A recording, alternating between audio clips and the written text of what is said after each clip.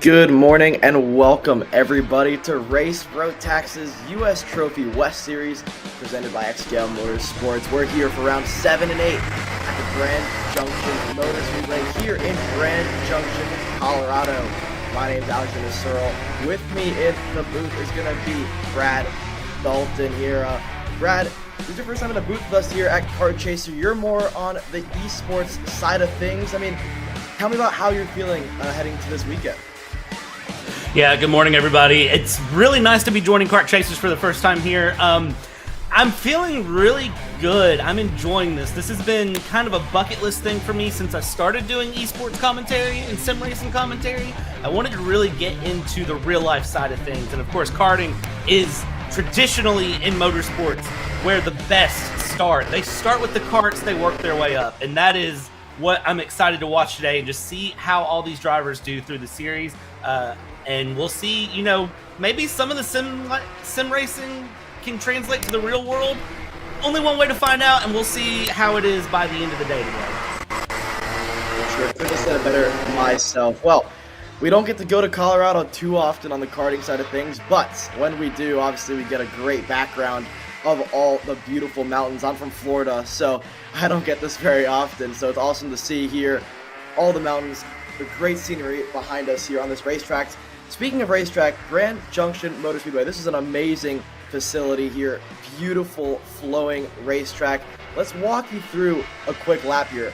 A decently long front straightaway into a fast left, then right complex. Now up the hill here for a tight left hairpin. One of the better passing opportunities you're going to have on this racetrack. Now you go down the hill into a fast, a decently quick right-hander. Use all the racetrack on the entry there.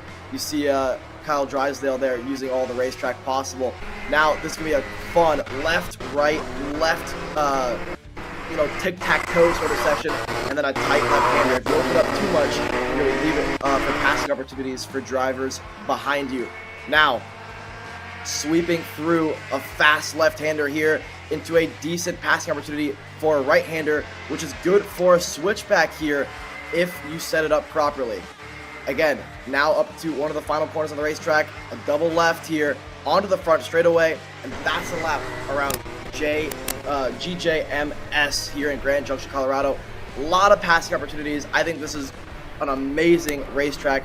I hope we get to go here more often in the future, but nonetheless, this is your Junior Max category out on the racetrack as it stands here.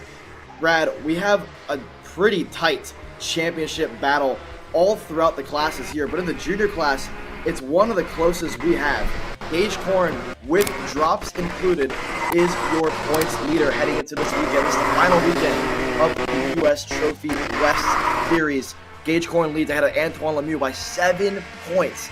Nick Eggleston, Xander Malatesta, Kyle Drysdale. That's your top 5 in the points heading into this weekend. That includes their one drop that you are allotted for the series. So, a lot of pressure on these young drivers.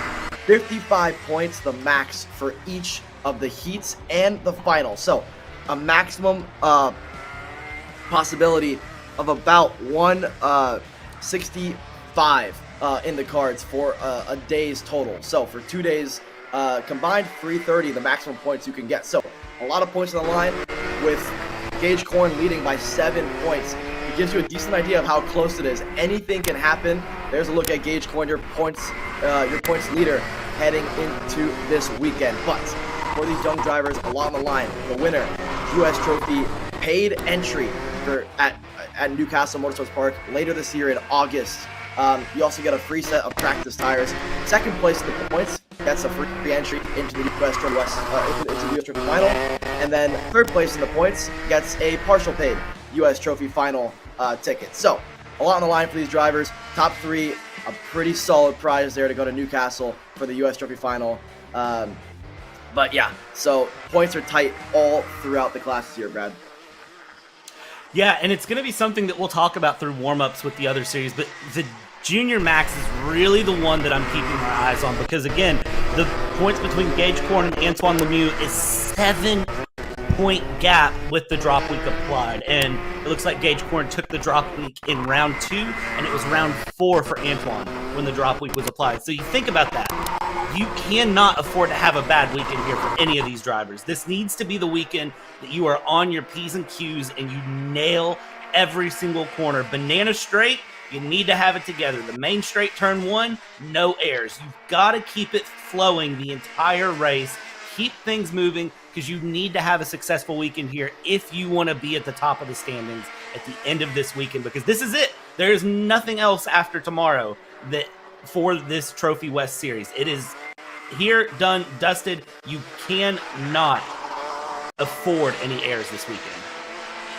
Yeah, so, I mean, you mentioned it, right? Cannot afford an error. Now, the top 3 of the points, Gage Corn, Lemieux, Nix Eggleston, they have a bit of a buffer because if you look at the weeks that they have dropped, all 3 of them, it's a 148 or a 147 point total for that day. Maximum 165 available. So, for those 3, they've essentially almost maximized what was possible. So this weekend, for them, let's say it goes horribly wrong, well, they can trade their drop and use one of these 2 days as their drop day. So, the pressure is slightly off of these top 3 drivers. But if you look further down the order, you have some drivers, such as, the likes of Kyle Drysdale, who uses a 103 point total as a drop. That was back when he had a DNF in the first heats back in Tucson. So, for the likes of Kyle Drysdale, a driver who is notoriously at the top of the Junior Max class, he cannot afford to have a bad weekend because he already had his standard a poor weekend.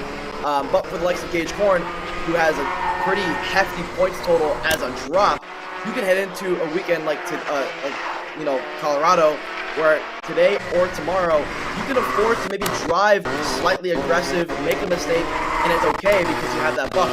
Now, obviously, you don't want to go out here and drive, bananas and then make a mistake and you blow the championship, but you have a buffer compared to the drivers behind you. So that's where I think I love when it comes down to, the wire in a championship, because the top 3 with how close it is, and then from 4th and 5th, knowing that they have essentially nothing to lose if they want to jump themselves into the top 3. You're going to see some aggressive driving all throughout the field, and at a track like Grand Junction Motor Speedway that opens up many passing opportunities, we're in for a treat here. As warm-up comes to a close, we have a bit of transponder issue at the top. There's Antoine Lemieux in 3rd, Drysdale 4th, Maltesta 5th. I believe that's going to be Gage Corn at the top of the board.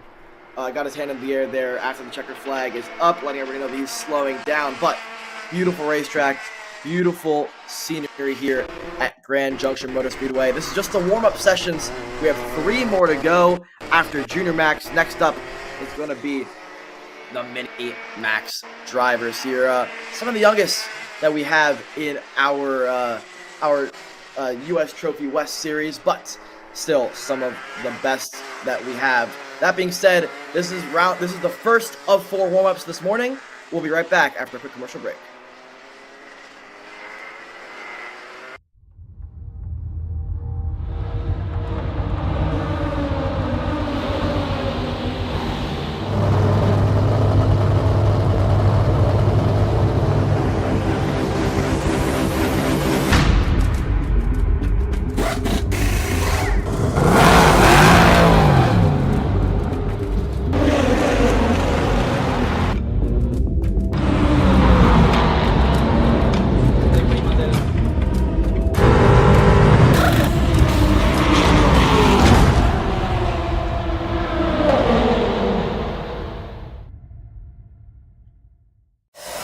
So you will finally want to get behind the wheel, huh?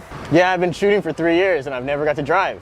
Well, you're going to need some more gear than just your helmet. Why don't you go to shopakr.com. They got their inventory online and they'll ship it the same day if you order before 5:30 p.m. Eastern.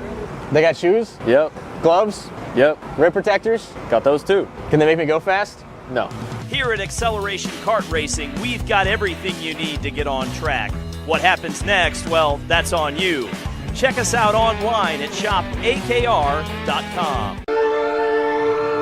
Here at MPG Motorsports, our main goal is to provide the best pathway to professional motorsports for our entire team, drivers and mechanics alike.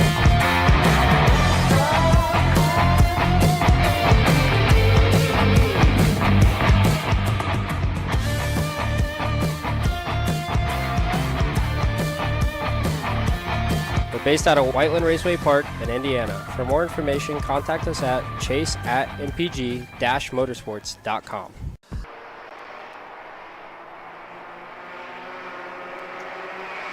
Welcome back to the U.S. Trophy West Series presented by XGL Motorsports. We're here at the Grand Junction Motor Speedway in Grand Junction, Colorado for round 7 and 8 here for Race Road Tax. This is the final round of the West Series, so championship on the line, especially for these young Mini Max drivers here. Let's paint the picture for you guys. So for Mini, this is Mini and Micro Max combined, but for the Mini Max drivers, it's going to be Tarango ahead of Romero in the standings by 41 points. The biggest buffer that we have in the points standings for the Mini Max drivers, or for the Micro Max drivers, sorry. And then for Mini Max, it's going to be Jackson Porter by 55 points over Gage Grant. So the two younger classes, the biggest points margin. That being said, it's not over for the drivers in second and third. In Micro Max, Tarango by 41 points. It's 55 points per heat and final. So one DNF, one bad finish, and all of a sudden it shakes up everything. Just like in the Minimax class, where we've seen Jackson Porter be utterly dominant. All but 2 races this year so far, that includes heats, includes finals, he has won. So the Hy-Vee red machine has been incredibly quick. So too has Lucas Tarango.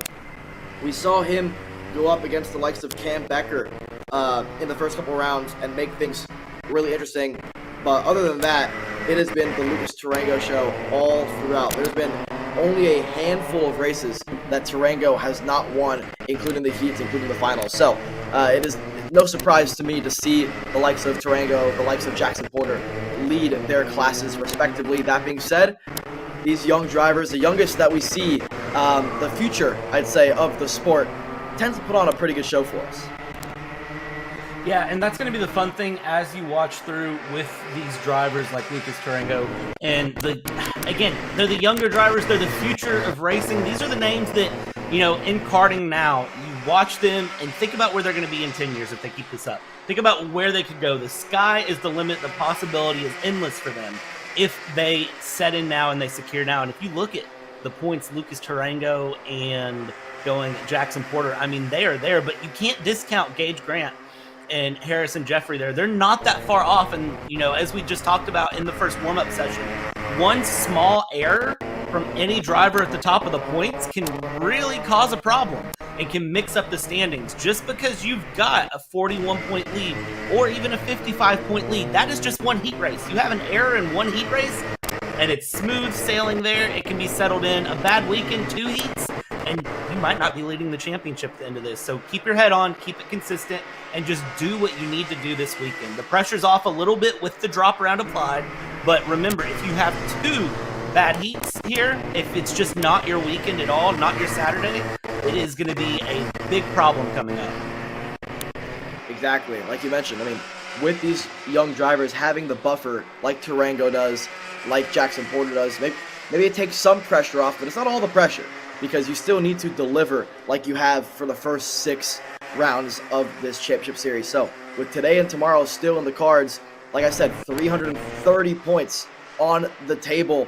When you lead by 41, it sounds like a lot, but when you paint the bigger picture of 330 available points, all of a sudden 41 is not that many points. Pretty quick to lose those points if you have a mistake in one of the heats or feature races. There's a look at the number 7 machine of Lucas Tarango.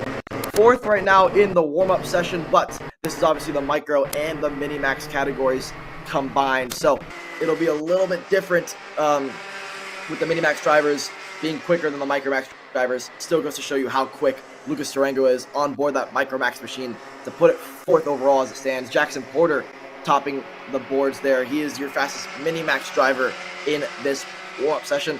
Isaac Payne, a driver we don't see too often here in the Road Tax series, but decides to show up and hang out with us here in Colorado. So he puts it P2, the 177 machine, drives for Parolin for all the national races. Gage Grant, the 115 driver there. He's had an amazing year. Gage Grant, I think if a few things would have fallen his way throughout the year, I think he'd have a much better chance at a potential championship. Cam Becker there slots himself into 4th now, ahead of Tarango. So Becker and Tarango, the 2 drivers that we expect to go at it in the Micro Max class. Connor Lipka there in 6th. We've seen him go at it with Tarango back in Tucson, back in Glendale as well, and even at Amarillo. So I think we're in for a great race as it stands. Looking at the separation in time, Jackson Porter, Isaac Payne, 300th of a second. Then it's 2/10 to Gage Grant, and then you go down to the Micromax drivers, who are about a second back from what we see from the Minimax drivers, but it's close even in the Micromax category. So this style of racetrack, with how open it is, a lot of passing opportunities, long straights for these drivers with the lower horsepower classes, which is something that we have to mention here, Brad, because with lower horsepower, the draft is more of a factor than it would be in maybe the higher horsepower classes, where you can kind of drive your way through things. You can't afford a mistake when you don't have a lot of horsepower to get you out of a corner. So that's why you'll see a lot of drivers go together. We call it, kind of like tandem racing. 2 is usually faster than 1 in karting, but especially in Micro and Minimax. Yeah, and with Micro and Minimax, just watching the drivers through warm-up, they're sticking together with that sort of pack mentality and running together. And a lot of that, too, is benefit to the driver behind, because you can watch the driver ahead, see where they're making errors. This warm-up session is just to get acclimated. It's just to really get your head in the game and be together. And you can just kind of watch and see, hey, where's the driver ahead of me not as fast? Where am I faster? And it can be a little bit of a confidence boost. As you see there, that is, the passing opportunities here at this track are being shown. I do want to point out one thing with Micro and Minimax, because this, for me, was very surprising as someone who is newer to karting, and it's something I think that a lot of our viewers may find really interesting. When you look at the age limits for Micro and Minimax, it is 8-year-olds to 13-year-olds. Think about that. Some of the youngest drivers in this category could have been born in 2016, and they are out here muscling these parts around. I'll tell you what, they're probably faster than I would be going through, so that is impressive for me to watch, and it goes to show just the skill set that these drivers have as we watch and run and continue to watch them cycle around this track through warm-up. Yeah, I find it so funny whenever I watch Micro and Minimax drivers, and I was once a Micro driver as well, and now that I'm 20, have a license, I'm out on the road, it's so funny. Somebody cuts me off and I'm like, oh, they're a bad driver. I always think of like, man, if I just put one of these 8-year-olds in the seat of that car, they'd do a much better job than people on the road. I always find it just so funny that there's so many drivers out there that just can't figure it out. But these 8-year-olds up to 13 can figure it out much better than they can, and that's why they're in the seat, and they're not, obviously. So, these Micro and Minimax drivers never cease to amaze me with just, one, how tiny some of them are. They can muscle a 200-plus pound go-kart around a racetrack, a physical racetrack at that. So, just super, super impressive. Something to note here, Micro and Minimax will be together for the weekend in terms of on the racetrack at the same time. It'll be a staggered start. They will not be together, but something to note. So for some of the faster Micromax drivers, it'll be maybe a challenge for them. It'll be almost like IMSA racing, some multi-class racing, where you'll have to go out there and get around some lapped cars. So it'll play maybe a wrench in things for these young drivers, a new thing they'll have to learn. It'll kind of treat as this warm-up session did. Obviously, the race having a lot more on the line. But that's the second warm-up session done and dusted. Jackson Porter topped the timing boards there with a 59.643, 6 thousandths of a second quicker than Isaac Payne. There's a shot at the looming dark clouds in the area over the beautiful mountains of Grand Junction, Colorado. So that could play a factor later this morning here, Brad, with the rain in the area. These drivers warm up here in the dry conditions. It could be potential rain for qualifying in the heat. So all of a sudden, everything you learned this morning could potentially be out the window. Yeah, and remember, they had practice sessions yesterday as well that were nice and dry and sunny. I know that, pre-weekend we were talking about make sure you bring long sleeves because it's going to be, nice and sunny outside. And now I'm looking at the radar and it is going to be raining very, very shortly, and it's going to probably keep it up off and on for a majority of the day. So anything that these drivers have learned setting up, they might as well just throw out the window and just get comfortable. I know you and me were talking pre-broadcast about what if it does rain?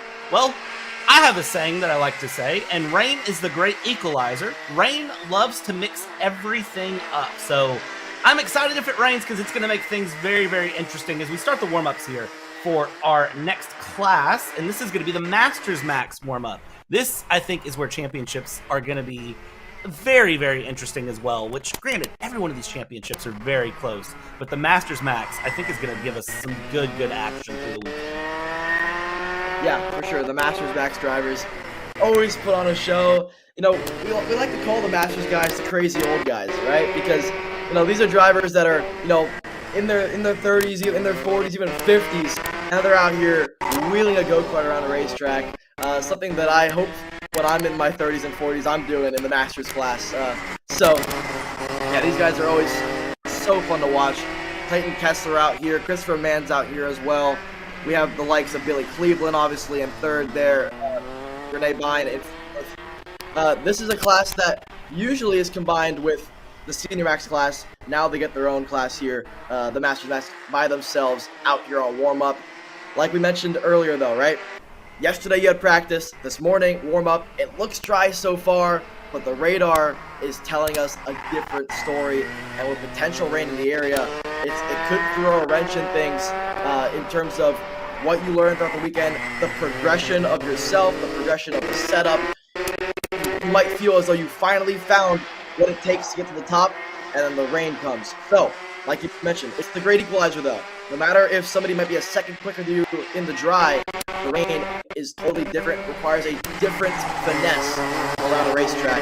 And so if it does rain, and when it does rain is what it looks like, I think it's going to be very fun to watch. And Grand Junction Motor Speedway, with the rain, looks to be a great racetrack for it because the passing opportunities are still there, switchbacks are still there, but we're going to see a lot of drivers have to use what we call the karting line, which is going to be where you kind of take a wider line around the racetrack to find the grip. But hasn't rained yet, so let's stick to what we know, and that is a dry racetrack here around Grand Junction Motor Speedway. As it stands, one lap in the books for Clayton Kessler, who tops the board 200 ahead of Billy Cleveland. So, nonetheless, 4 drivers in this class, but it only takes 2 to tango, and I think we're in for a decent race here in Masters Max.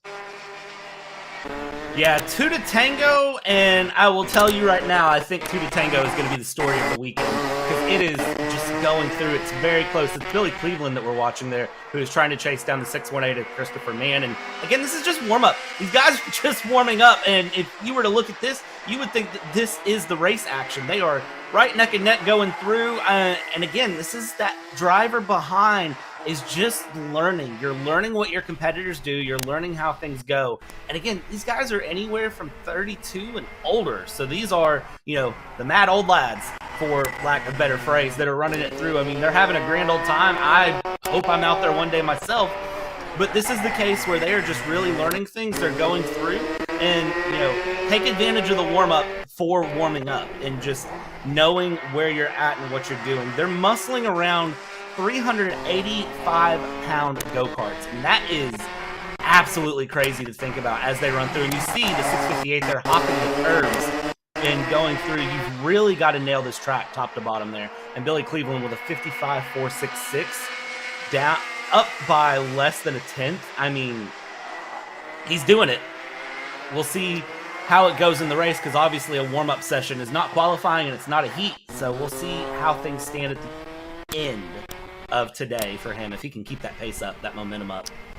Yeah, this lap will be interesting for me to see where they cross the stripes. So Christopher Mann tops the board, and then Billy Cleveland retakes it. For a majority of that lap, Christopher Mann actually pulled away slightly from Billy Cleveland, but with the long back straightaway and the long front straightaway, the draft, I think, is what allowed Billy Cleveland to get back ahead of Christopher Mann in the warm-up. So that answers our question in terms of, you know, will the draft play a big factor on here? I think yes, because these Master Max drivers, decently high horsepower, you know, equivalent to what we'll see with the Senior Max guys. And so I think if you can find a buddy who is similar or even maybe a slightly slower pace than you out front, and you can time the draft or the tow, like we call it, I think it could play a big factor in this one, as one of the comp carts there heads into the pits with 2 minutes to go in the warm-up session. Feels as though he learned enough in this one. Christopher Mann retakes that top spot ahead of Billy Cleveland. That kind of alludes to what I was mentioning. Christopher Mann, as it stands, seems to be the quicker of the two drivers. Lets Billy Cleveland go, decides, you know what, I want to learn from the 658 machine because he's been the one following me, so why don't we repay the favor and follow him? So I think we're going to see Christopher Mann put a blistering lap the next lap following after he's behind Billy Cleveland. More often than not, the driver behind a group of two is who will get the purple lap. In this case, Christopher Mann was able to top the board in warm-up as it stands. 1.5 minutes to go in this one. Billy Cleveland going to try to retake that spot. But again, it's just warm-up. No trophies out for this one. Hands in the air for Cleveland and Christopher Mann. I think they're both going to pull in the pits here shortly, and they do. So that leaves just one driver left on the racetrack in our Masters Max warm-up session with 1 minute to go before we see Senior Max take the track. Yeah, for Masters Max, it really is a case of just warm up, be comfortable. I don't think any of the drivers are, really trying to show off too much pace, too much speed here. I think this is really a learning session, as it should be. That is really what you want the warm up for. It's called a warm up round for a reason. You're warming up. You're getting the mindset. You're getting ready to go, and you're thinking about it. For some drivers, it's going to take 2 minutes to get on the track and go, okay, I'm here, I'm going. For Renee Bine, it might be a case of, hey, I'm going to take the full 10 minutes. Renee Bine has put in 6 laps and is continuing to go around. This will be the 7th lap as we have just 30 seconds left, and I don't believe we'll get around for another lap now going through the twisty bits of the middle sector, and I don't imagine we'll finish out much further than this lap as the time is out.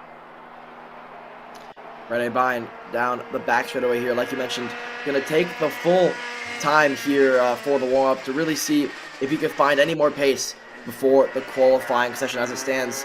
Needs a little bit more time to go out there and compete with the guys like Clayton Kessler, Billy Cleveland, Christopher Mann, the top 3 in this Masters Max class.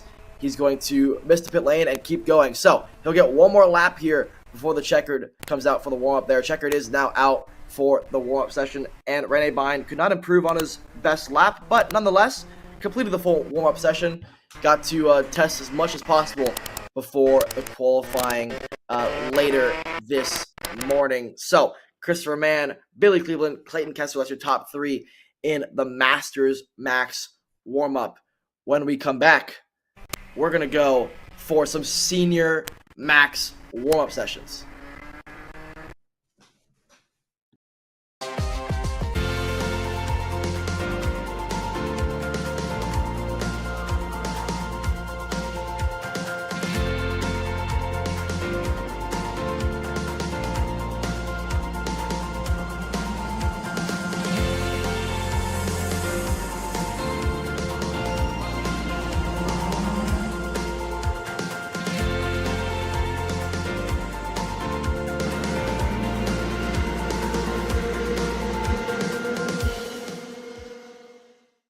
We're at a commercial break.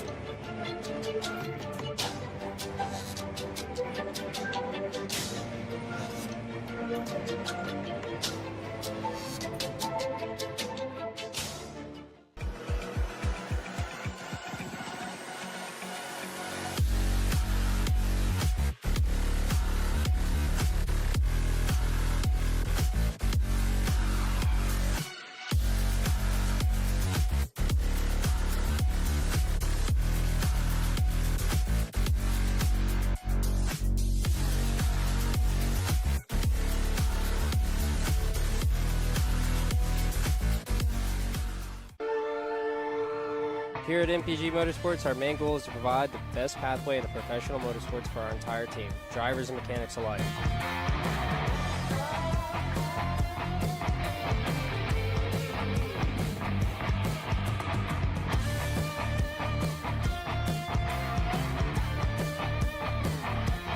We're based out of Whiteland Raceway Park in Indiana. For more information, contact us at chase@mpg-motorsports.com.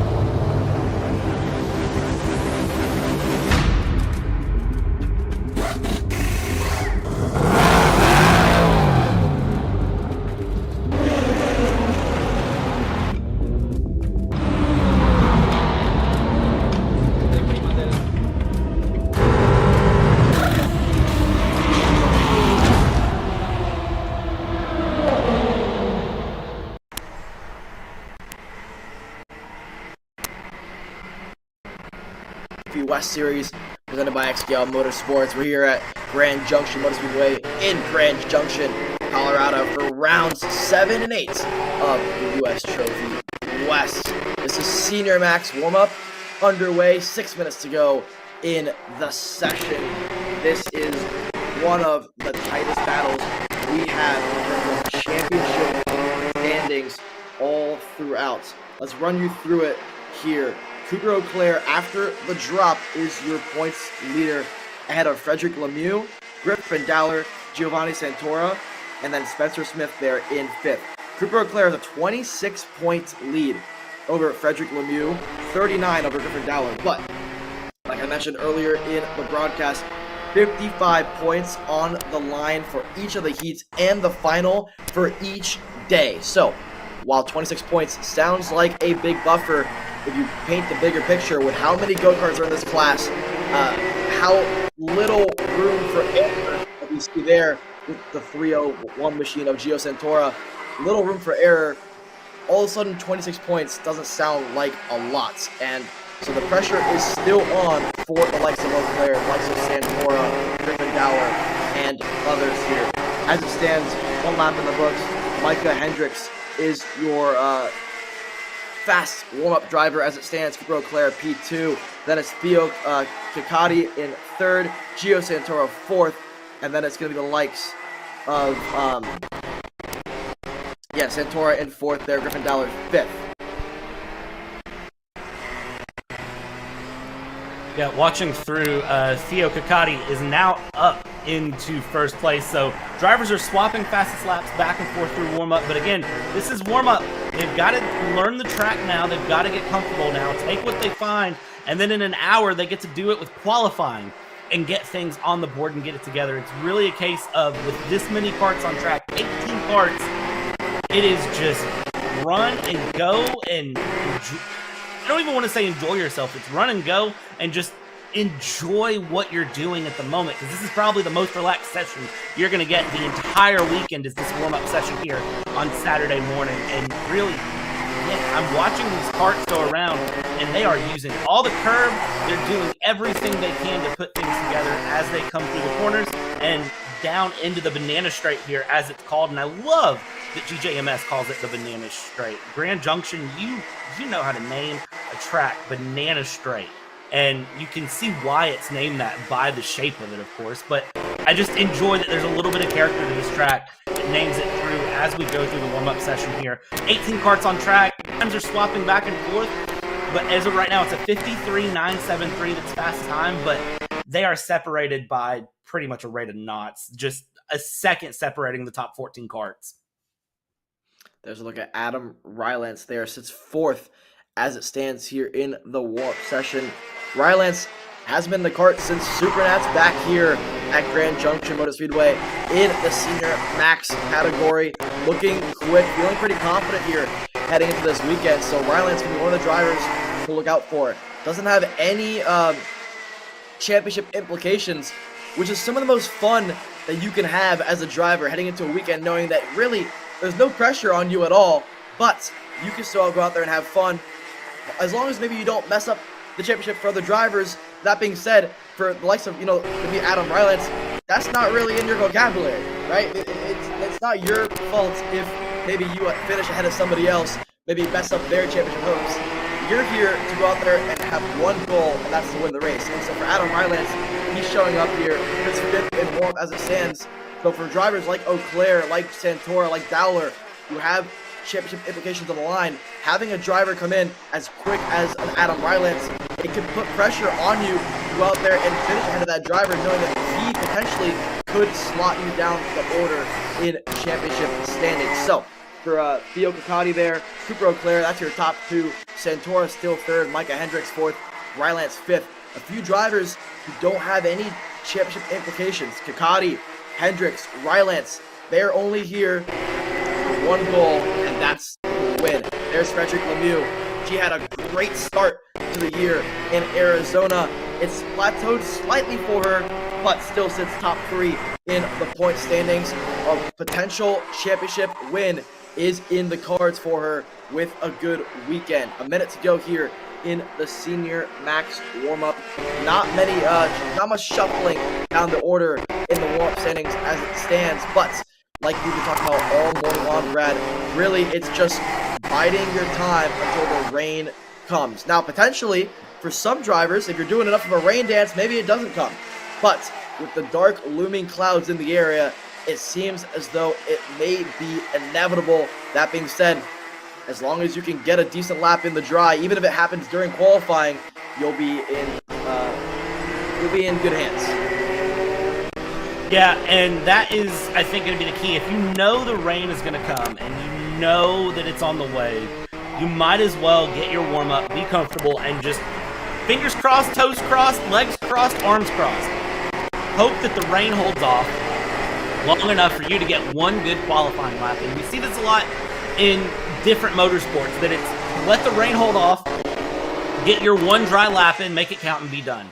Now, granted, I don't know if that will be the goals. We've got a kart here on the side of the banana straight who has been there for a second, and that's a bad feeling in warm-ups when you're off to the side, and I mean, all you can do is just stand there and just watch the karts go around and say, all right, well, that starts my Saturday off on the wrong foot, and let's hope we can recover from that. Yeah, never a good feeling when you're on the side of the racetrack during a warm-up session, knowing that maybe, whatever you practiced yesterday, whatever you learned overnight into warm-up, maybe you made a change for this morning session, and you don't even get to try it out because you're on the side of the racetrack. It's one of the worst feelings to have for sure, because now qualifying is even more blind than it already is, with ever-changing conditions. You don't really know what the grip levels are like, and so for that driver there, it's not a very fun feeling. That being said, checkered flag is out here for our Senior Max warm-up session. Theo Kakati tops the board, 600 ahead of Cooper Eau Claire, Gio Santora 10th behind, Micah Hendricks 2/10 behind, and then it's a pretty decent drop-off to 5th there. Adam Rylance 4.5 back. That being said, just a warm-up, no trophies on the line. This is more of a, find your bearings type of session. That being said, that's the end of the warm-up sessions. When we come back, we're going to get ready to go for some qualifying.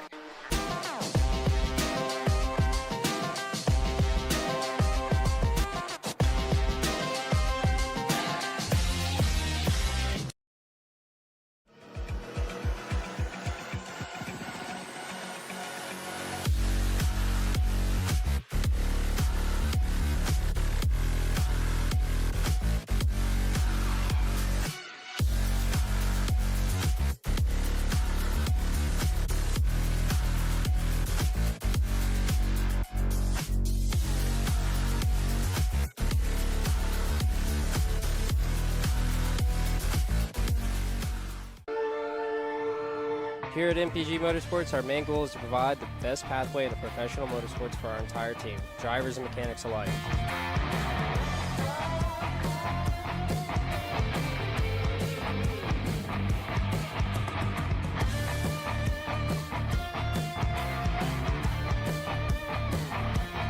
We're based out of Whiteland Raceway Park in Indiana. For more information, contact us at chase@mpg-motorsports.com.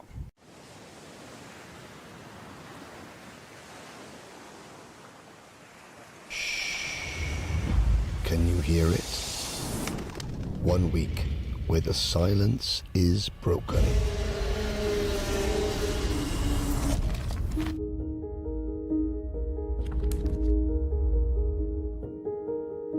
"394 drivers, 60 nations, united in their goal to be the best, the very best." This is the most equal race in the whole world. I will win. There's no opportunity. No one has ever won junior, senior and DD2 before, and that's what we are aiming for this week. 1 week where every second counts.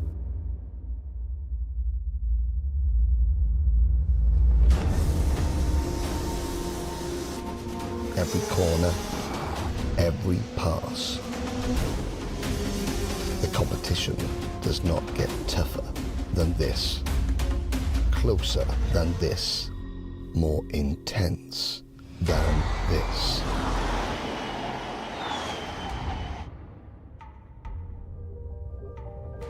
"7 days full of pride, passion, your nation, your roots. Our family is united from all corners of the globe, now together as one. 1 week to change your future, your career, your life. The time is now. Be bold, be brave, be brilliant. Stand tall and celebrate. This is your week. And when all is said and done, and the silence returns, 12 months of hard work is about this week. 1 week. The 2022 Rotax Grand Finals.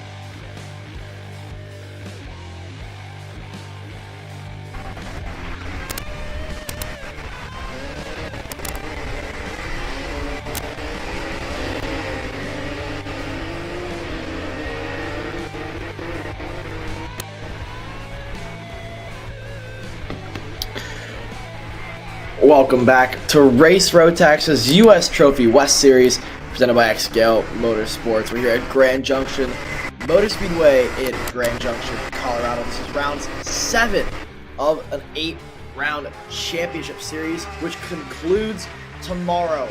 Many championship implications on the line. This is qualifying for your Junior Max category, the closest of the 5 classes that Race Rotax has to offer for the U.S. Trophy West Series. This is the first outlap. This is the outlap for these Junior Max drivers. So a lot of these young drivers are trying to slot in line and find a place where they can either have a drafting buddy or some open, clean air to set some blistering fast laps. If we go down to our warm-up from this morning, Nick Eggleston was your fastest driver at a 55.905. That's the lap that they are all chasing in terms of, trying to better your lap from what we saw this morning. This qualifying session sets you up for your Heat 1 and Heat 2 starting positions. So this is arguably the most important session of the day, because you do not want to have a bad qualifying and start near the back for 2 heat races today. Nick Eggleston topped the board. Gage Korn, your points leader, was second. Antoine Lemieux was third this morning. As it stands, Lemieux topping the timing sheets at a 56.907. We know that they can go at least a second quicker than that. So 2 laps are now in the books for this warm-up session. Normally, we call the money lap, lap 3, 4, maybe lap 5. But the trend this morning seems to be around lap 6, even lap 7. Some drivers making lap 8 their best lap of the session. So potentially a different trend around here than what we're used to seeing in terms of the money lap, but we'll have to wait and see here, Brad. Yeah, and I think that's just kind of looking at the nature of this track, following through from what I watched with warm-up. It seems like it's just taking these drivers an extra second to get the track under the cart, if that makes sense. And what I mean by that is, for some of these drivers, it's just the track itself isn't necessarily coming to them like they want it to, and it's taking an extra second to really say, here's where I can hit the curves, here's where I go through. There is some elevation change through, and they're having to account for all of that. So it's taking them an extra second, which I think is why it's taking them those extra laps. Plus, finding that drafting partner, finding that buddy that you can work with that's actually going to let you kind of slot in behind them and follow. I think it's just taking them some extra time through for that, and I'm not surprised to kind of see, you can see there as we watch, drivers through the banana straight, leaning forward, trying to do anything they can to eke out that little bit of extra time as they come around. And I think we're going to continue to see that, because you've got 10 minutes of qualifying here to try to put in your best lap possible. And I wouldn't be surprised if it's not till about 9 minutes into the session that we see those final times hit and we start to see a little bit of a jump, because I still don't see anyone really setting times except for Eggleston, who has a 55.5 on his 3rd lap, but I still think there's more time to find as it goes. Wow. Nick Eggleston, a 55.5. The fastest time this morning was a 55.9. which we saw from Nick Eggleston in warm-up. A 55.5 is a blisteringly quick lap from the 224 machine. Eggleston on an absolute charge here in the early stages of this qualifying session. That was just lap 3. So, potentially, whether or not tire pressures were a factor this morning in terms of why we saw a lot of drivers setting their best laps, laps 6, 7, and 8, or if it was racetrack, or if it was go-kart, we won't really know. But right now, lap 3 seems to be the money lap for a lot of these drivers, as there's Antoine Lemieux crossing the stripe, a 55.6 on his 4th lap. Eggleston, another 55.5, couldn't better his 3rd lap, but on lap 4, it seems as though the track and drivers are continuing to ramp up. Kyle Drysdale slots himself into 3rd, Xander Malatesta 4th, Mason Duchesne 5th, Gage Korn, he was 6th, now crosses the stripe and put himself 3rd, a 10th and a half back from that whole lap time of Nick Eggleston. Gage Korn, remember, is your points leader heading into this weekend. That being said, not a very big buffer in terms of the point standings. If we look at it, it is Gage Korn ahead of Antoine Lemieux by 7 points. And then it's Nix Eggleston. Right now, Nix Eggleston is the driver they are all chasing. So, for the driver third in the point standings, he's first in terms of qualifying. Still, a couple of laps remaining here. 2 minutes on the clock for some of these drivers as Eggleston, a 55.479, extends his advantage over Lemieux and Gage Korn. Yeah, and for Nix Eggleston, the goal right now is going to be to continue to improve, and he's doing just that with a 55.479, but a 55.294 from Gage Korn. Where did that lap come from? Gage Korn absolutely with a stonking lap, over a 10.5 up now. That's an improvement at the end if you want to see an improvement. So kudos to Gage Korn settling in and saying, you know what, I'm the championship leader. Let me just go ahead and get back on the top here real quick in qualifying. But we'll continue to see as Nix Eggleston and Antoine Lemieux come through. I don't see any improvements really marking from them. I see a little bit of improvement, but it's not a 55.294. That is a mega lap. Yeah, they're going to have a mountain to climb here in the next minutes for Eggleston, Lemieux, and others to see if they can match what Gage Korn on the MPG is doing there, crossing the stripe. Another 55.276, improving on his previous 55.2 to go even quicker. Gage Korn finding lap time where nobody else is as it stands. He's put himself about a 10th over Nix Eggleston as it stands. Gage Korn went out slightly later than everybody else in this session. They've all done about 6 laps. That was only Gage Korn's 5th lap. So potentially more in the cards for that MPG machine. The 233 driver absolutely flying. We see him at some of the pins, jumping out of the seat, trying to find every bit of lap time out of that go-kart, putting his head down on the straights to try to, reduce the drag on that chassis. Eggleston crosses the stripe at 55.337, another personal best, but not enough to knock down this driver. 2 seconds on the clock.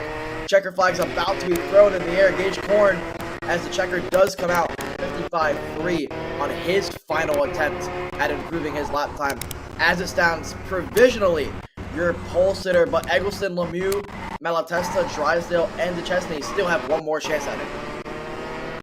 Yeah, they've got just a little bit of time, and what I noticed through that qualifying session for Gage Korn, look how, if you go back and you watch the laps for Gage Korn when we were looking at him, he was leaning so hard into the laps. As we see here, Antoine Lemieux, Nix Eggleston coming across the line. I don't see improvement from Antoine Lemieux. Nix Eggleston, I didn't see any improvement from either, so it is going to be Gage Korn that sets up your pole setter here. As I see it, I don't see any big improvements anywhere, but I'll tell you what, the field is only spread out by 0.6 of a second. It's not that much in terms of time. You can find any time in race pace pretty quick, especially. So it doesn't necessarily mean, that Gage Korn is going to run away with it, because he was only up by about 0.5 tenth. But it's a good way to start your weekend if you're going to come in and for Gage Korn be set up there in pole with a 55.2 nonetheless. Yeah, your top 3 here in the qualifying is the top 3 that we see in things. Just slightly more of a jumbled order. It's still Korn, your points leader and your pole sitter for today's heat races. Nix Eggleston, P2, Antoine Lemieux, 3rd. Like you mentioned, 600th, between Korn and Eggleston, a 10th back to Antoine Lemieux. So a very close top 3, but then from 4th on back, it's about 0.5 second. So for the likes of Malatesta, Duchesne, and Drysdale, they have a bit of lap time to find in the heat races later this afternoon. But nonetheless, a very tight qualifying to open up our first round of qualifying action.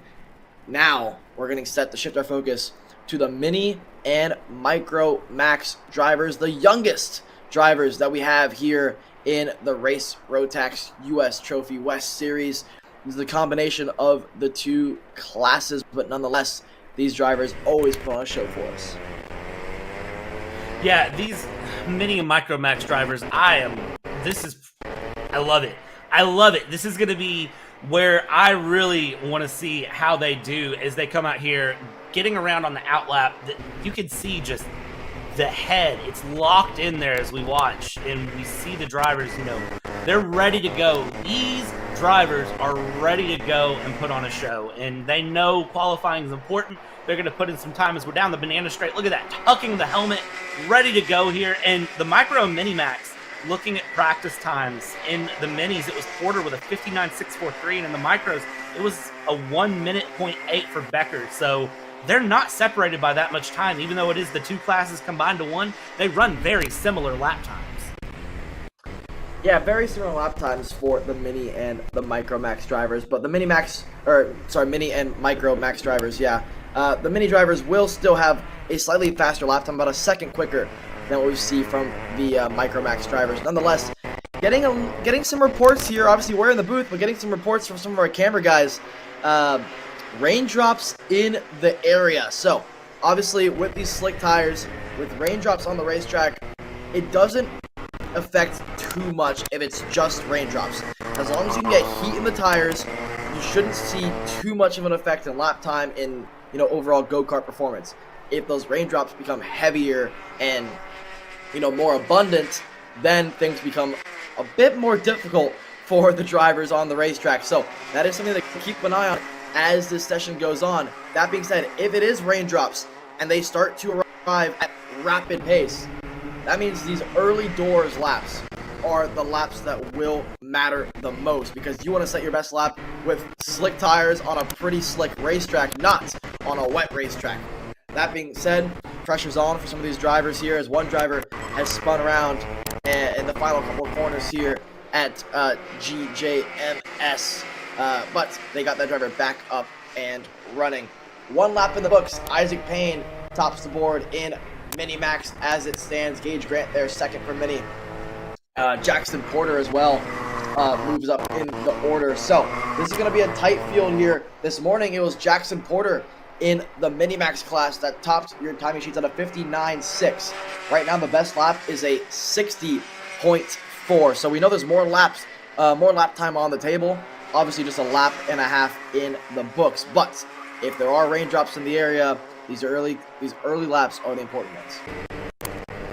Yeah, we talked about it at the top of qualifying that we've seen a lot of drivers lap 5, lap 6, lap 7. That's where they're putting in times. These Micro and Mini Max drivers may not have that opportunity in that moment to get to lap 5, 6, 7 to put in their best times. And if it is starting to rain, if it starts to rain a little heavier, when we get down to the Masters and the Senior Max, they may have even less so opportunity to put in a good lap. They've got to make every moment count here. We can see as the laps are continuing to tick in, Isaac Payne 59.305 and a 59.372 from Jackson Porter. So I'm continuing to see improvement, but I'm not seeing a lot here.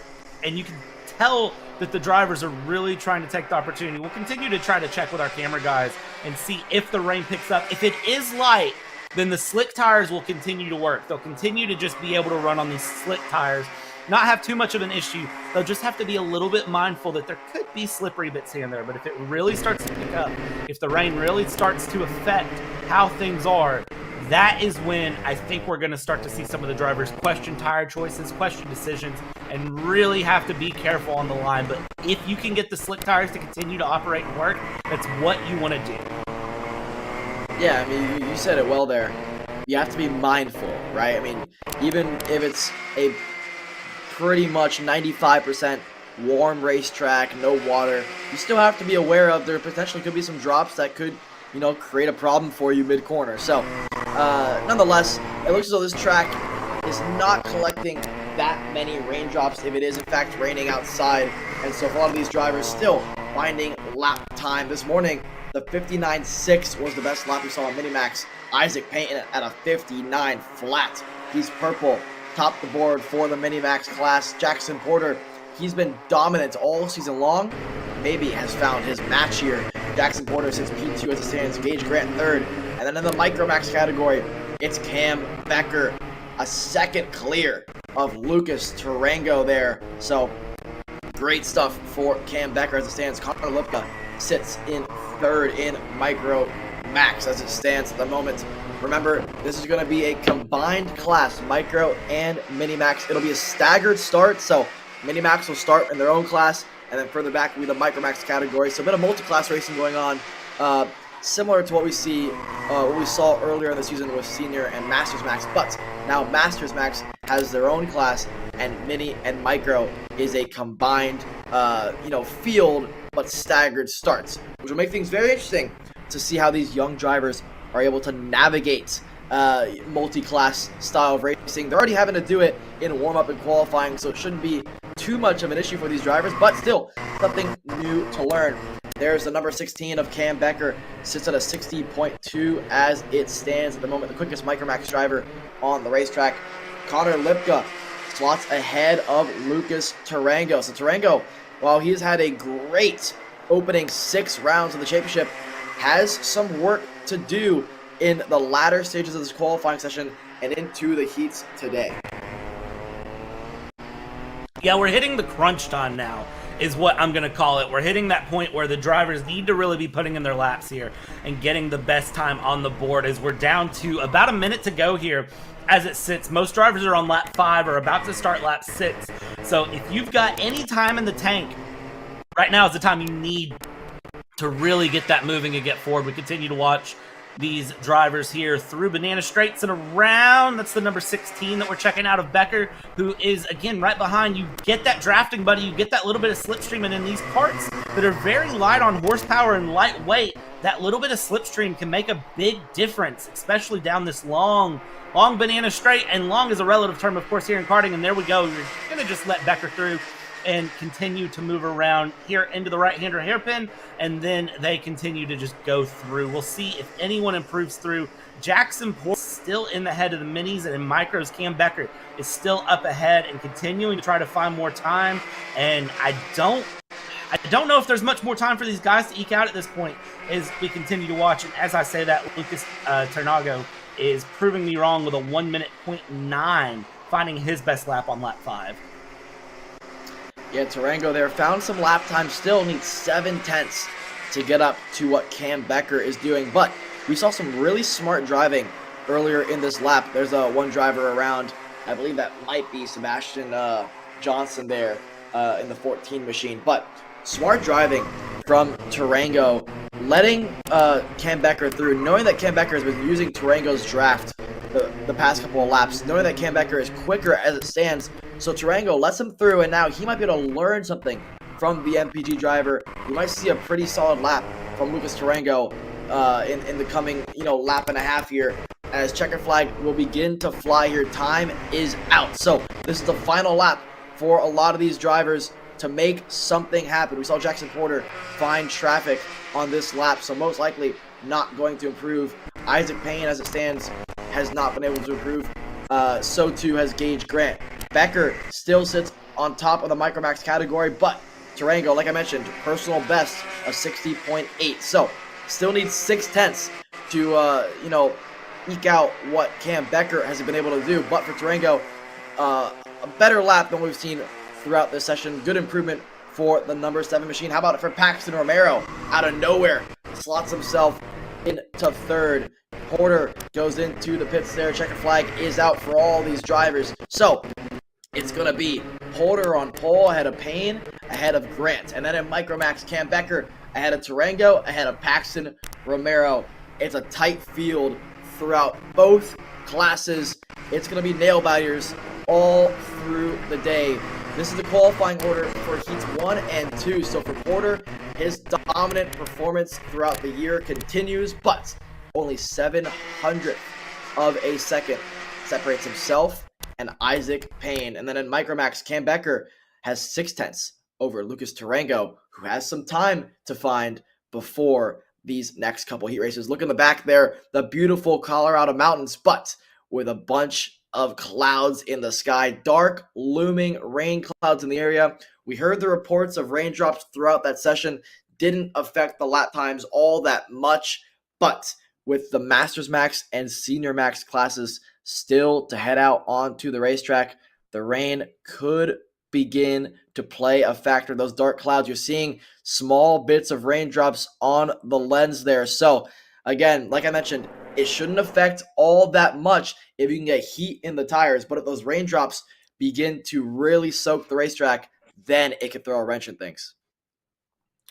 You know, the thing I noticed looking at lap times through is the drivers that are up on the top of the qualifying tables for both Junior and the Micro Mini Max combined, they were pretty well up on their times they put in warm-ups. They put good times in warm-ups and topped the table, but then they saved a little bit extra for this session. We'll see if the same thing happens here as we get our Masters Max out. Masters Max, it was a 55.2 for man, and that is going to be the time to beat, I believe, as it stands. We could see the 54s come out, and we're getting more reports from our cameramen. There's a little bit of drops, but I still don't think it's going to be enough to really affect tire choice, affect driving line. I think the drivers are going to just drive through it. It's going to be nothing more than a minor inconvenience for them. Yeah, so the rule of thumb is if the tire choice is up in the air, which as it stands, it's still clearly slicks. But as the rain begins to fall, because there are more and more raindrops, it's going to be difficult to get tire temp up, to get heat in the tires, to have the grip you would like to have, that you had in warm-up, that you had yesterday in the practices. The rule of thumb really is, if the track is not all that wet, you always go slicks. If you ever have, a doubt between, is it slicks, is it rain tires, you always go slick tires. You'd rather be the driver on the slick tires that can take advantage of a drier racetrack than the driver on the rain tires that maybe the rain didn't come as much as you thought it would, and then all of a sudden you're stuck out there on a dry racetrack on rain tires. So you're going to see drivers, as long as this rain stays light or away from the racetrack, it'll be slick tires for this qualifying session. But it wouldn't surprise me with the raindrops that we saw from our camera guys, the reports that we're getting, and that we're seeing so on the lens slightly. It wouldn't shock me if some of these drivers have a bit of slides throughout the center of the corner, maybe off the corner, depending on the drainage of the racetrack and where some water could stand. As it stands at the moment, karts seem to be handling pretty well, gripped up, turning in well. You're not seeing too many drivers slide throughout the center of the corner. So I'd say grip is about as good as we saw for the warm-up session for these Master Max drivers, but something to just keep our eyes on as the rain continues to loom in the background, and it could cause havoc later on in the afternoon. If you're the Senior Max drivers right now, you're doing a rain dance because you're on the grid with your slick tires on. The last thing you want to do is have to do a last-minute change to some rain tires with pretty much, or actually no practice at all in the rain from yesterday into this morning. So if you're the drivers heading onto the racetrack after Masters Max, you're probably doing a bit of a rain dance right now. Yeah, and the thing, too, that I'm looking at with Grand Junction, we keep looking at the mountains in the background. That could be holding the rain off. There could be more rain to come, and it's just not because of the mountains keeping it away. I am from Kentucky, and that's something we see here, is a lot of times the mountains will block off rain and move things through and kind of cause a little bit of a basin effect, if you will, where it's raining on one side but not the other because it just doesn't move across the mountain. So that's something that could be playing effect here, and if you're any of these drivers who doesn't like rain and doesn't want to race in the rain, you are hoping that it continues that effect all the way through. As we go and continue our run, watch these drivers tuck down the banana straight. I am loving watching these drivers. They are leaning all the way forward. They're basically headbutting the steering wheel. And the idea is, how slick can you make yourself? This isn't like F1 cars or modern NASCAR where aerodynamics are all built in and you don't have to think about it. These are karts. You don't have a lot you can do there. And if you sit up, you are creating drag on the kart. So they're going to lean down, and same thing in the corners. You can see lean into the apex, keep things moving. That is where you're finding time, and we're already 55.3s. And as I said in warm-ups, it was a 55.25. So we're still not down to warm-up times, but we've only got 3 laps in from Billy Cleveland. So we're going to continue to see people eke out time and go through. We're halfway through qualifying now, and I have a feeling that those times will continue to come down as it goes. Yeah, in the warm-up, we saw the likes of Christopher Mann, Billy Cleveland work together. Here, we're seeing a much more spread-out field, which I'm surprised to see that no driver has maybe waited to have a drafting buddy. But with how close and how tight the competition here is, and how similar a lot of these drivers are in terms of the lap time they're able to eke out of their go-kart, maybe it isn't that much of a shock to me to see these drivers, be spread out throughout the racetrack. There's Clayton Kessler, a 55 55.211 to top the boards ahead of Christopher Mann at a 55.291. So 800th separates your top two as it stands. There's Clayton Kessler getting a decent toe on Christopher Mann. So that's something to keep an eye on.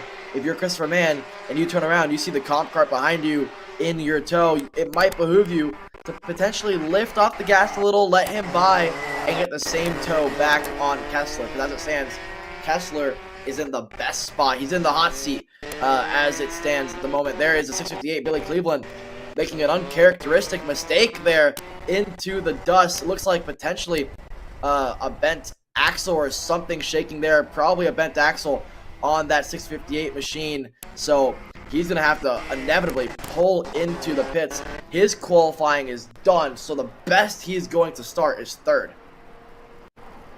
Yeah, that is not what you want here in qualifying, is to have any sort of mechanical failure or error like that. That is detrimental. Good news is you've got some time to try to get it together before the race, but you're qualifying over, and you just got to hope that the time you had on the board is going to be good enough. And as it sits, Billy Cleveland sitting in third, 10th and a half back, so not a bad time, but hopefully can get that car fixed in time as we go through. We're continuing to see these drivers try to slipstream, try to work with each other a little bit, but again, as you said, it's spread out. I see that Clayton Kessler and Christopher Mann are together on track, but then our other two drivers, Renee Bine and Michael Halta, are spread out just a little bit and not there with each other. So maybe first and second place trying to work with each other and find time. We're down below the warm-up times now with a 55.184 and a 55.214 being first and second place as it sits.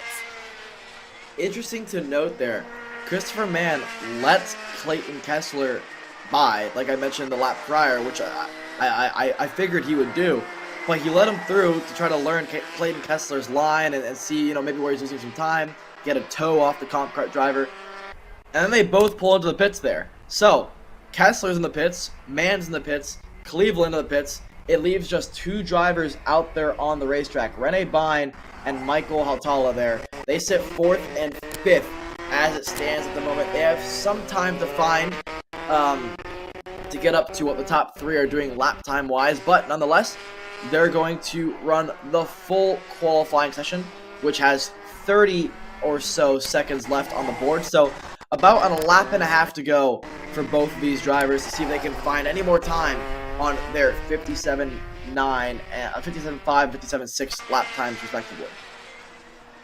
Yeah, and it's interesting to note here as we watch, you don't see them doing the same sort of lean forward down the banana straight. You don't see the same sort of tucking that we were seeing out of the top three. And if you ever wonder how much of a difference that can make in lap time, look at the gaps, because it can make a big difference as they go through. And checkered flag has flown now, so Michael Halta is through, and Renee Bine is there and through as well. So as it stands, that is checkered flag, and that is Masters Max through. Clayton Kessler able to best Christopher Mann in for a 55.184, which is a very, very good time. I don't know how much more time you could find from there. I was wondering if we were going to get into the 54s. It looks like that might be a little too much of an ask.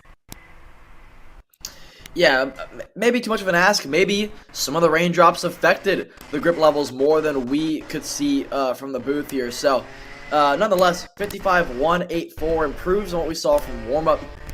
So Clayton Kessler, your pole sitter in Masters Max, ahead of Christopher Mann, ahead of Billy Cleveland, who had that mistake, had the bent axle there. He's going to have to go back to the drawing board, get that repaired before the first heat race. Nonetheless, for Billy Cleveland, he did that in 3 laps. So I'd say impressive to do that on your third lap. And if you look at his lap times, lap 4 was equivalent to what he did on lap 3. So for Billy Cleveland, I think he's still in a very good chance here to walk away with at least a podium, if not a win, later in the day. That being said, there is the herd of senior Max drivers heading on to the racetrack, headed by Cooper O'Clair on board the comp cart machine. He is your points leader heading into this weekend, has a decent-sized buffer over the drivers behind him. Heading into this weekend, this is the final weekend of the U.S. Trophy West Series. Eau Claire has a 26-point advantage as it stands over Frederic Lemieux and Griffin Dowler, 39 points back. That being said, a lot of driving to be done this weekend and a lot of opportunities to make mistakes. So, for any of the drivers in the top 5 who are within 80 or so points of Cooper Eau Claire, this championship is not done for you. Remember, the top 3 in points gets the winner of practice tire set and free entry to the U.S. Trophy Final at Newcastle in August. Second place gets free entry to the U.S. Trophy Final, no practice tires. Third place, partial entry paid for in the U.S. Trophy Final. So, great prizes on the cards for these drivers who are in contention for the championship. And that's the same prize from Micromax all the way up to Senior Max. So, it goes to show you why these drivers are going to be battling out so hard for that top spot in the championship.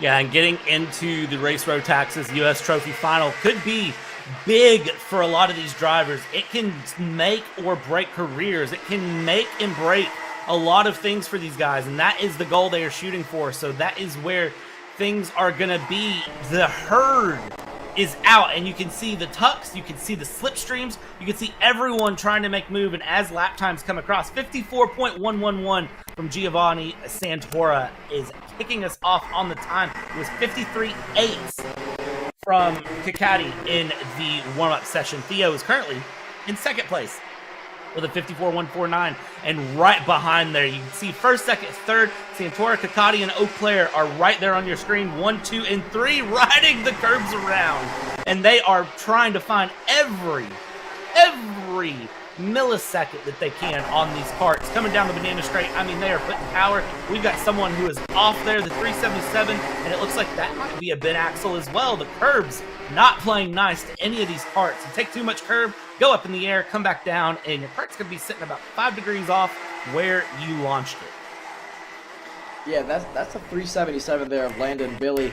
I don't know if it was a bent axle, but for sure lost a right rear bumper bolts. So with that bumper dragging on the racetrack, most likely that'll give you what they call the meatball flag. It's the black flag with the orange circle in the middle. It means you got a bit of a mechanical problem. You cannot have your bumper dragging on the racetrack. But so for Landon Billy, let's see if they let that go. But that bumper is dragging on the racetrack. So if that is his qualifying session done, unfortunately, the best Landon Billy will qualify is 10th as it stands at the moment. But out front, 2 laps complete. It's the driver who topped the boards in warm-up. It's Theo Kakati, ahead of Eau Claire, ahead of Micah Hendricks. And then it's Adam Rylance, Gio Santora.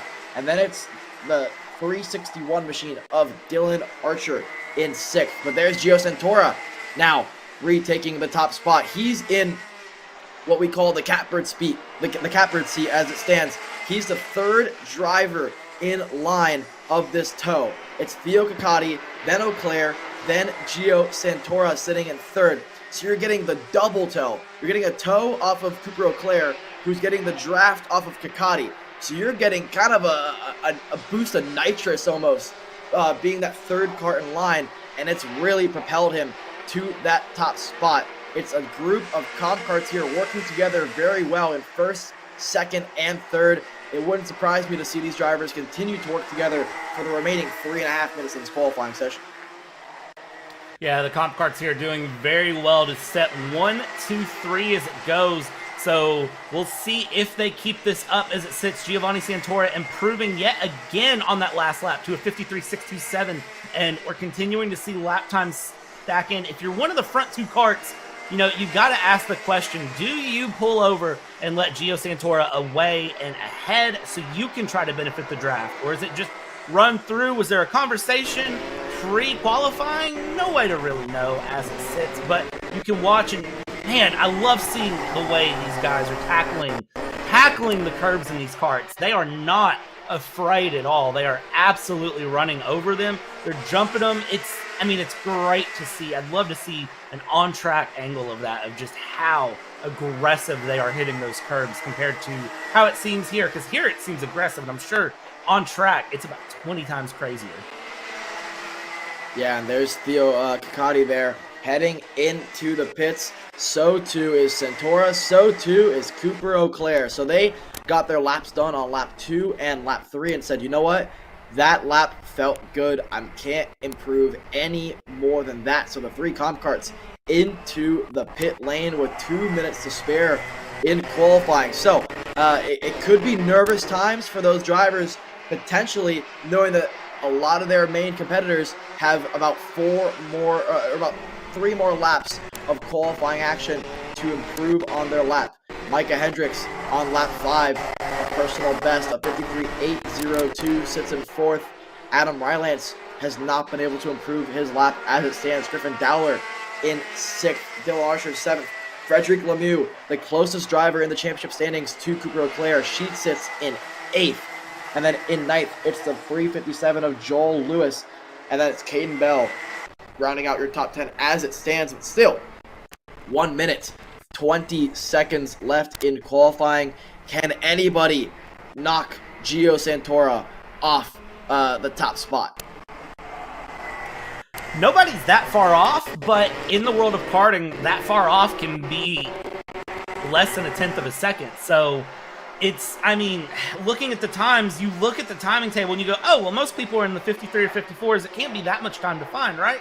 You say that, and then you remember this track is only about 1,500 meters long. So you got to find that time in a 55-second lap that is just right there. And it can literally be the difference between leaning your head an inch to the left that is eking out that 100th of a second. You've got to put together the perfect lap.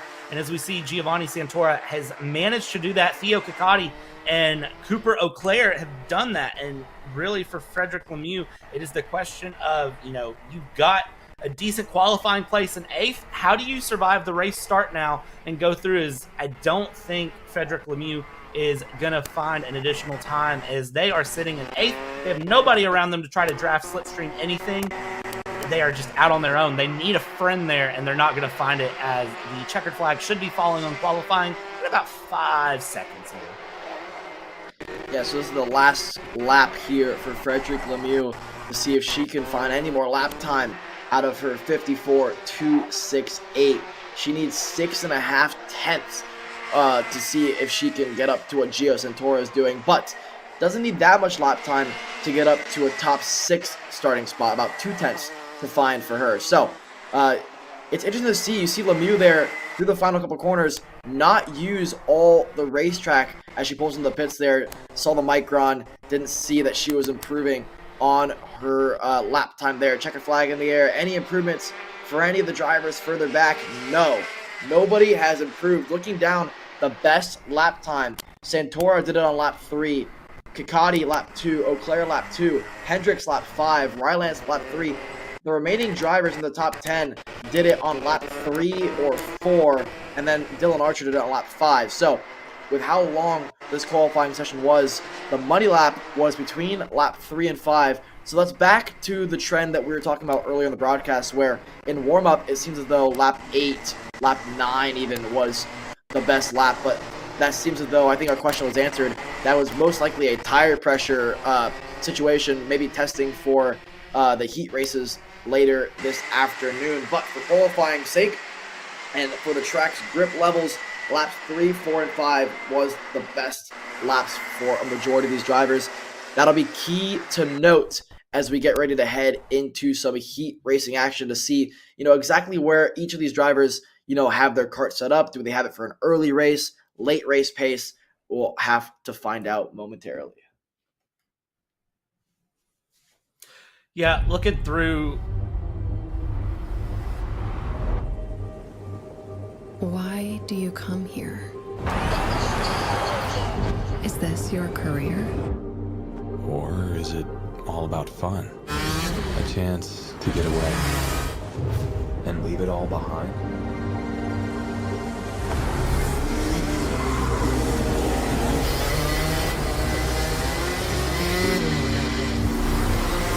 Or do you chase your personal best? Challenging yourself over and over again.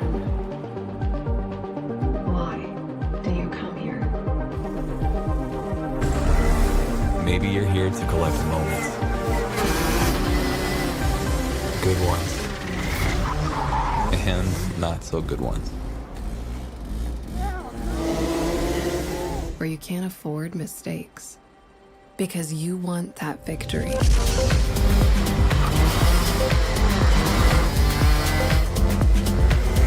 It's all about this one moment when the hard work finally pays off.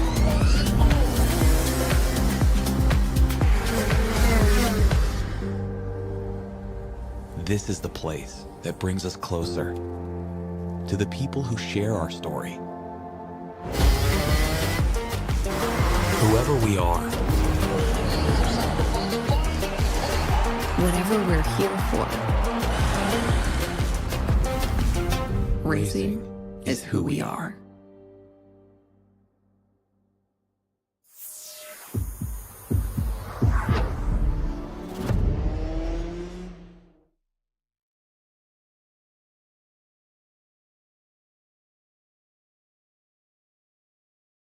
We're at a commercial break.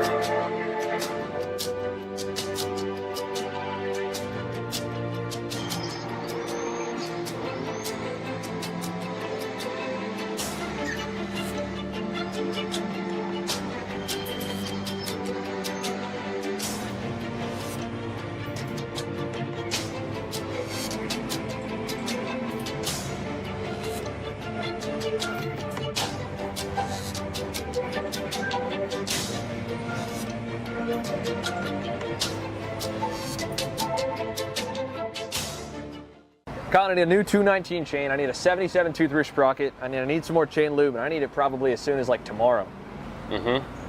Dude, are you even listening? Like, we need this to run this weekend. Want anything else? What do you mean? I already got it in the Kart on Acceleration Kart Racing's online store, bro. All orders over $200 get free shipping. Oh, throw in a set of tires. Done. Everything you need, all in one place and shipped to your door for free on orders of $200 or more. Exclusions apply. Shop AKR.com. Studies show that even the best current generation of simulators only convince 50% of the human brain that they are real. Here at Simcraft, that just isn't realistic enough. Developed to offer the most realistic karting sim experience in the world, all testing has shown that the physics engine used in Simcraft's Grid 1 model convinces 90% of the human brain that you are actually on track. Now that is the real deal. So you finally want to get behind the wheel, huh? Yeah, I've been shooting for 3 years and I've never got to drive. Well, you're gonna need some more gear than just your helmet. Why don't you go to shopakr.com? They got their inventory online and they'll ship it the same day if you order before 5:30 p.m. Eastern. They got shoes? Yep. Gloves? Yep. Rip protectors? Got those too. Can they make me go fast? No. Here at Acceleration Kart Racing, we've got everything you need to get on track. What happens next? Well, that's on you. Check us out online at shopakr.com. Here at MPG Motorsports, our main goal is to provide the best pathway into professional motorsports for our entire team, drivers and mechanics alike.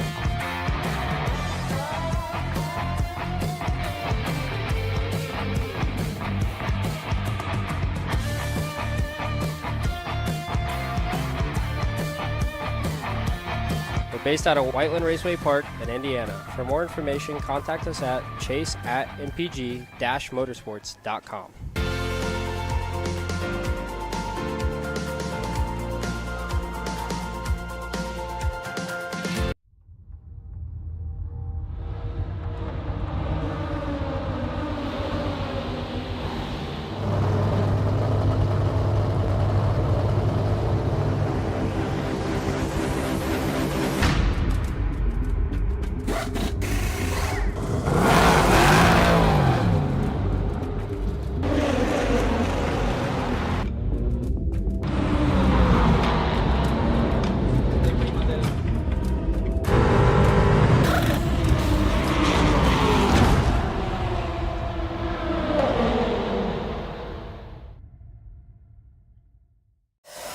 So you finally want to get behind the wheel, huh? Yeah, I've been shooting for 3 years and I've never got to drive. Well, you're gonna need some more gear than just your helmet. Why don't you go to shopakr.com? They got their inventory online and they'll ship it the same day if you order before 5:30 p.m. Eastern. They got shoes? Yep. Gloves? Yep. Rip protectors? Got those too. Can they make me go fast? No. Here at Acceleration Kart Racing, we've got everything you need to get on track. What happens next? Well, that's on you. Check us out online at shopakr.com. Here at MPG Motorsports, our main goal is to provide the best pathway into professional motorsports for our entire team, drivers and mechanics alike.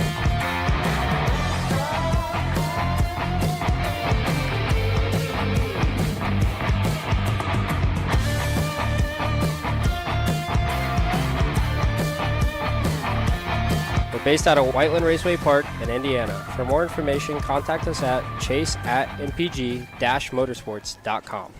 Studies show that even the best current generation of simulators only convince 50% of the human brain that they are real. Here at Simcraft, that just isn't realistic enough. Developed to offer the most realistic karting sim experience in the world, all testing has shown that the physics engine used in Simcraft's Grid 1 model convinces 90% of the human brain that you are actually on track.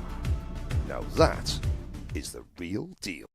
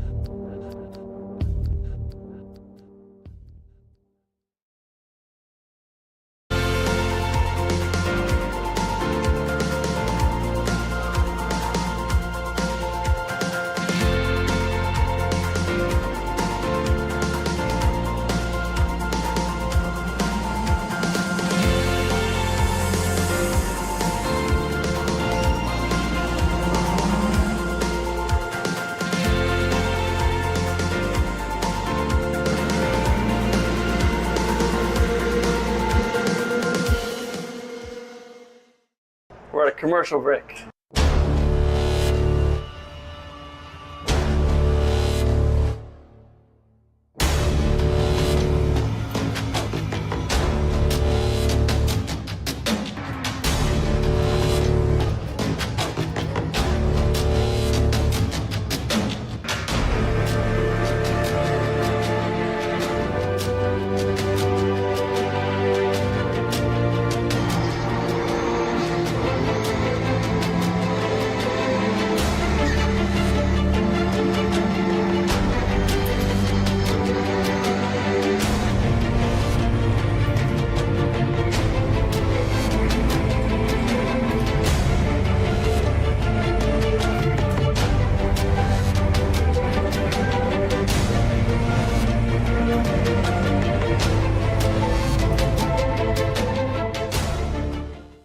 Are you looking for an advantage in your competition? Well, Car Class has done the hard work for you. We've travelled to your racetracks to give you the inside knowledge. So what does Car Class offer? We've got drone footage that captures the racing lines, visual markers for your braking points, acceleration zones, and the best overtake opportunities on your racetrack, pedal cam to show you where to brake and when to accelerate, and 360-degree footage to make sure you don't miss any parts on the racetrack. We've covered 13 racetracks in the United States, and Australia, you're up next. So visit carclass.com to get your track information.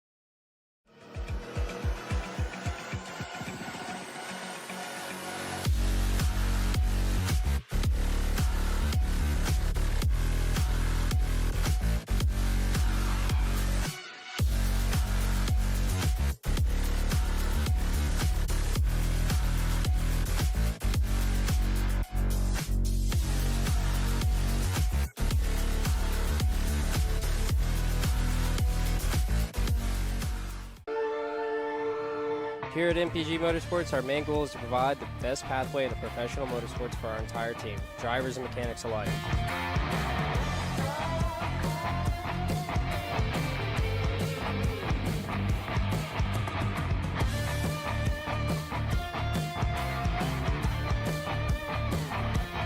We're based out of Whiteland Raceway Park in Indiana. For more information, contact us at chase@mpg-motorsports.com.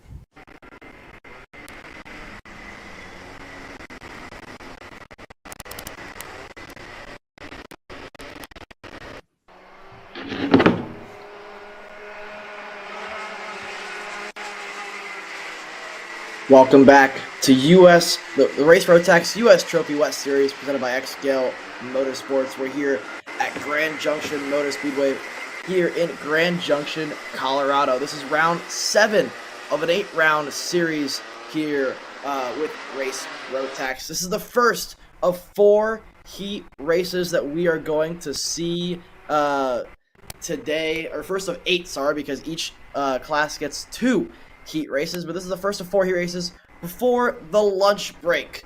This is the Junior Max class. It's going to be Gage Korn and Nix Eggleston on the front row here in Junior Max. Then it's Antoine Lemieux in third. That's your top 3 in the point standings as well. Then it's going to be Xander Malatesta in fourth, Mason Duchesne 5th, Kyle Drysdale. That is your top 6 in the Junior Max qualifying session here. We saw kind of the trend in qualifying. Lap 3, lap 4, lap 5 was where we saw your best laps, but with a change inevitably in tire pressures, I expect it to be a little bit different in the heat races. It's a 10-lap heat race. Usually you want your tires coming around lap 6, lap 7, so you have enough pace at the end of the race to either fend off somebody or make a late charge when needed. Here's the drivers getting ready to round the final corner and take the green flag and complete the opening lap here of a 10-lap heat race. Nix Eggleston trying to get every last bit of heat in the tire before he sees the green flag. It's a fast left-hander into a right-hander, so the inside lane should have the advantage. Green flag is out. Good start for the inside row there as expected. Gage Korn has to fend off Antoine Lemieux there, who slots in the second. Malatesta around the outside to take that third spot away from Eggleston, who's had a disastrous start. The 224 machine has fallen back to fourth as it stands. Duchesne now up into fifth. Drysdale up into fifth as well there. And then Duchesne down to sixth now as he goes way wide in turn number 4. So Duchesne has fallen back to sixth and way behind the likes of Kyle Drysdale. Here's a good battle for second, third, and fourth. It's Antoine Lemieux ahead of Eggleston, who's fending off the green and black machine of Malatesta. Eggleston goes defensive there on Malatesta to make sure that he can maintain that third position here on the grid. Now remember, Gage Korn is your points leader as it stands. Wow, what a lunge there. Inside and through Nix Eggleston. You don't see a pass there very often, but he makes that one stick on Lemieux. It caught Lemieux off guard, and he actually loses a spot now to Malatesta as well. We got reports during that commercial break that rain was beginning to fall slightly harder onto the racetrack. So while they still have slicks on their go-karts, we're going to see slower lap times than what we saw in qualifying and warm-up, and it's going to make things even more difficult, especially if you want to make a pass offline where there's no rubber buildup, and with the wet patches without rain tires, it should make things very interesting here. Yeah, and the big thing with it is there's been no running on track for the past 10 minutes, so any sort of additional sprinkles may cover up any sort of a dry line that could have been there. So it keeps things interesting. We're watching here. This is going to be a battle that will continue on all the way through. Up front, Gage Korn has done what Gage Korn needed to do and took off and ran away, and it's a 1.7 second gap as they cross the line. That will update. 1.6 still there, and then you still have Eggleston and Malatesta that are continuing to battle back and forth, and this will continue through. Nix Eggleston had a atrocious start, but then found his way back up into P2, and they will continue to go through. Antoine Lemieux is in 4th place, and I anticipate Antoine Lemieux will be trying to make a run through. Look at that, the 224 of Eggleston defending off Xander there. doing very well as they go through the twisty bits over the curbs there, down in the left-hander for the banana straight.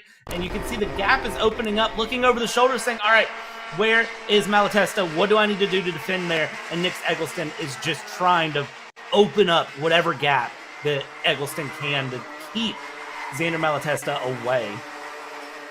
Yeah, something to point out here. I mean, we saw that slight mistake from Eggleston earlier on in the lap that could be due to a slicker racetrack than what they were used to experiencing from warm-up, from qualifying. So now this is a bit of a blind session for these drivers. It's all about who is most confident in their go-kart setup for this heat race. They're figuring out where the grip levels are.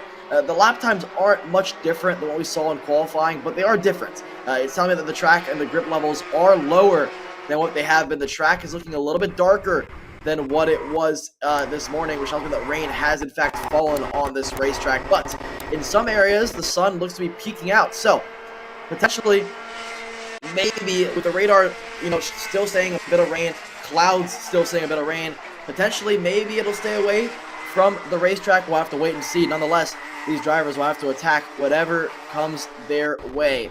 The gap between Korn and Eggleston was 1.6. This time around, when Eggleston crosses the stripe, what is the gap? It's still 1.6. Eggleston goes purple, a 55.704, 300th quicker than what we saw from Gage Korn as well. So for Eggleston, starting to find a little bit of time on Gage Korn, but not enough to make too much headway on the drivers, on the driver ahead of him. He's pulled an 8/10th gap over Xander Malatesta. So the field spread quite big here in the opening 5 laps of this 10-lap heat race. Still 5 laps of racing action remaining for the likes of Antoine Lemieux. He still has a bit of lap time to find to get back to where he started inside the top 3. The Chesney sits in 5th there as well. Presley in 6th. Kyle Drysdale, not the first heat race he would have wanted. Still with an outsider's chance at a championship this weekend, but with a 7th place finish in the heat race, it won't do his championship, bid any good at all. Yeah, and looks like we're getting reports from the track that the track is actually clearing up quite a bit. So we're going to continue to see drivers get faster and get a little more consistent. So qualifying might have actually been our outlier session as it goes. We'll continue as the day goes on. The radar is still kind of saying things could be up and down as it goes. I'm still watching through. Nick Eggleston is now 1.8 seconds back on Gage Korn. Still a bit of a gap there to find as we watch there. Gage Korn just cruising along, running his own race. You see looking over the shoulder and now just going to tuck a little bit down the banana straight here and keep things moving as he can. Gage Korn just having the race that Gage Korn needs to have. Again, this is going to be the driver that we need to watch and continue to keep our eyes on, because Gage Korn is battling out with Antoine Lemieux, a 7-point difference right now in the championship. And the way Antoine Lemieux's day is going, in 4th place, Gage Korn is going to be opening up that gap just a little bit here on a Saturday, which is what Gage Korn needs to do. Just stay consistent, stay smooth, and that is all you can ask for. Yeah, consistent and smooth. Gage Korn doing everything he needs to do to extend his championship advantage over Nick Eggleston, who ironically sits 2nd in the race as well. 1.7 back from Gage Korn. Lost a 10th last time around, but for Antoine Lemieux, he's closed the gap. It was 9/10. Looks to be even closer than that this time around. 7 laps complete. Still 3 to go in this one for Lemieux, starting to close the gap on Xander Malatesta. Like I said, it was 9/10 last time around. It looks to be about 5 or 6 this time around. Let's see when they cross the stripe. It is the closest battle on the racetrack. So Malatesta crosses the stripe there, 2.9 from the leader, 3.5 Antoine Lemieux. So 6/10 is now the gap. Antoine Lemieux has closed it from 9 to 6/10 as it stands at the moment, and continuing to close. Eggleston there nearly matching the lap time of the leader, Gage Korn. Malatesta is starting to close the gap slightly on Nick Eggleston as well. So the field is spreading out, but this kind of gives us an idea of what we can expect in Heat 2 in the final, where if the drivers can clean up the starts a little bit, like we saw with Eggleston, that start is what really cost him track position to Gage Korn. If he can figure out how to maintain that 2nd position he might be able to stay closer to the bumper of Gage Corn, because right now those top two are pretty equal on lap time here. Lap 8 in the books, lap 9 now out of 10 underway. Eggleston again loses a 10th to the leader, but for Malatesta, he has just given up 3 tenths to Antoine Lemieux, who might look for a move to the inside. Side by side, Malatesta has to drive all the way wide there in turn number 3, and through goes Antoine Lemieux up into P3. Malatesta now falls back to 4th. He has a 5-second buffer to the driver in 5th, Mason DeChesney. Yeah, Malatesta there, you could see with Lemieux going through, was very aware of it. I saw the kind of chink to the right there in the corner and going a little bit wide, giving the room to Lemieux and not making that pass too difficult. But then you saw Lemieux immediately looking over the shoulder, prepared for the dive back. We'll see if Malatesta can do anything to battle that through. For Corn, it is, again, second verse, same as the first. Just keep it moving and relaxed here as we watch these drivers come through. Final lap is out. White flag is waving. And for Gage Corn, it is just a matter of make one more lap around this track.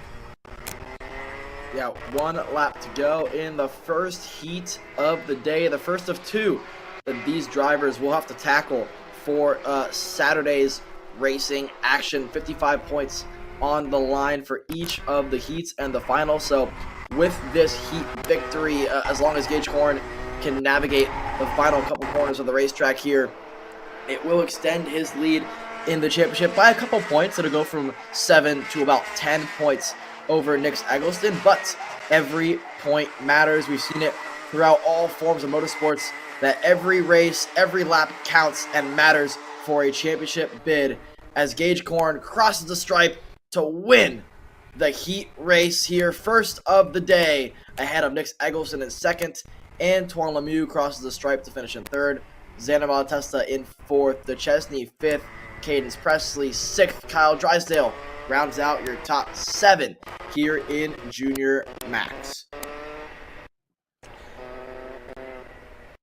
You know, looking at it, I kind of wonder if Nick Eggleston, if he had cleaned up that start a bit, couldn't have put more of a challenge on Gage Corn. I really think a lot of the reason he couldn't challenge early on is because he spent his first few laps having to battle back up into P2. So I think in Heat 2, Nick Eggleston is going to take kind of what he learned from Heat 1 and possibly challenge forward. We'll see how that one goes.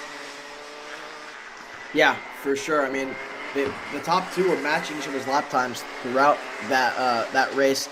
Gage Corn had a slight advantage over Eggleston, about half a tenth to a tenth throughout that session, as there's a slight mistake there.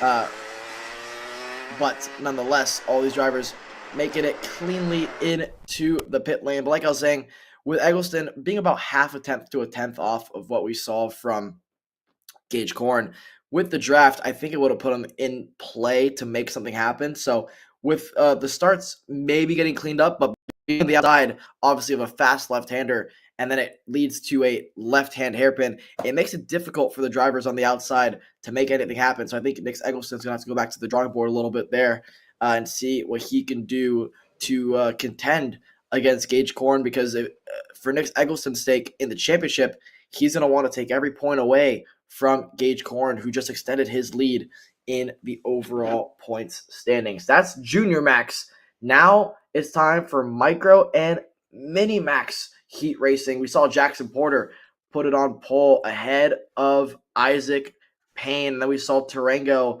go at it there with the likes of Cam Becker as well in Micro Max. But, I mean, just take a look at the background here of this beautiful racetrack. Obviously, with the clouds still looming in the area, the rain on the radar is saying it's gotten pushed away from the racetrack area, more to the mountainside, which is what you tend to see in any place that has mountains in the background. But there's not many places in the United States where you could go racing and have a beautiful background, for the racetrack. And I mean, a lot of these drivers, I know our producers over there, Brandon Simone, Trevor there as well. They love going hiking, right? So they're probably going to go and hit the mountains after this one. And I don't blame them, because, it doesn't get much better than this in terms of racetrack and mountain combination. So in terms of overall racetracks that you get to do that in, it may be Utah. You could do it as well. I know when we were at Utah last year, we all went hiking as well, and it's always a good time. So here in Colorado, doesn't get much better than a go-kart and mountain combination. Nonetheless, here, this is a good look at your staggered race starts. Mini-Max will be the first to take the green, followed by the Micro Max drivers. It's going to be Jackson Porter and Isaac Payne on the front row. Then it's Gage Grant in third. That's your Mini-Max field. They're going to have about a straightaway buffer over the Micro Max drivers, so they should not catch anybody. But nonetheless, bit of multi-class racing, always a good time in go-karting when you can make that happen. But side by side on the front straightaway there, Jackson Porter playing a bit of games here at the start with Isaac Payne. They're getting ready to cross the stripe and take the green flag. Green is out. Isaac Payne is going to get the jump there. It looks as though he started ahead of Jackson Porter. Nonetheless, Isaac Payne takes the top spot. Jackson Porter P2. Gage Grant sits in third. Here's the start for Mini-Max. It's going to be Tarango ahead of Paxton Romero. There was a bit of an issue post-qualifying. Your pole sitter was Cam Becker, but he's going to have to start tail end Charlie here in Micro Max. So a long way to go for Cam Becker. That gives the number 7 machine, the points leader, a great advantage heading into this first heat race. He takes the top spot away, then ahead of Tyson Underwood. Then it's Paxton Romero. Then it's Connor Lipko there in 4th position. Where's Cam Becker? Already up 3 spots. Make it 4 spots. And he just got ahead of Haltala there to move up into the top 7. Romero now the inside and through on the likes of Tyson Underwood. So move Paxton Romero, the 55 machine, up into P2 here in Micro Max. Then it's the 2 comp carts of Underwood and Lipka. Then it's going to be Braxton Mayers, Sebastian Johnson, and then it's going to be Cam Becker as well.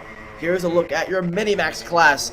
It's Isaac Payne still leading ahead of the Hy-Vee red machine, the 122 of Jackson Porter. That is your points leader in Mini-Max as it stands. But he has some work to do if he wants to get up to where Isaac Payne is. Now back to Micro Max.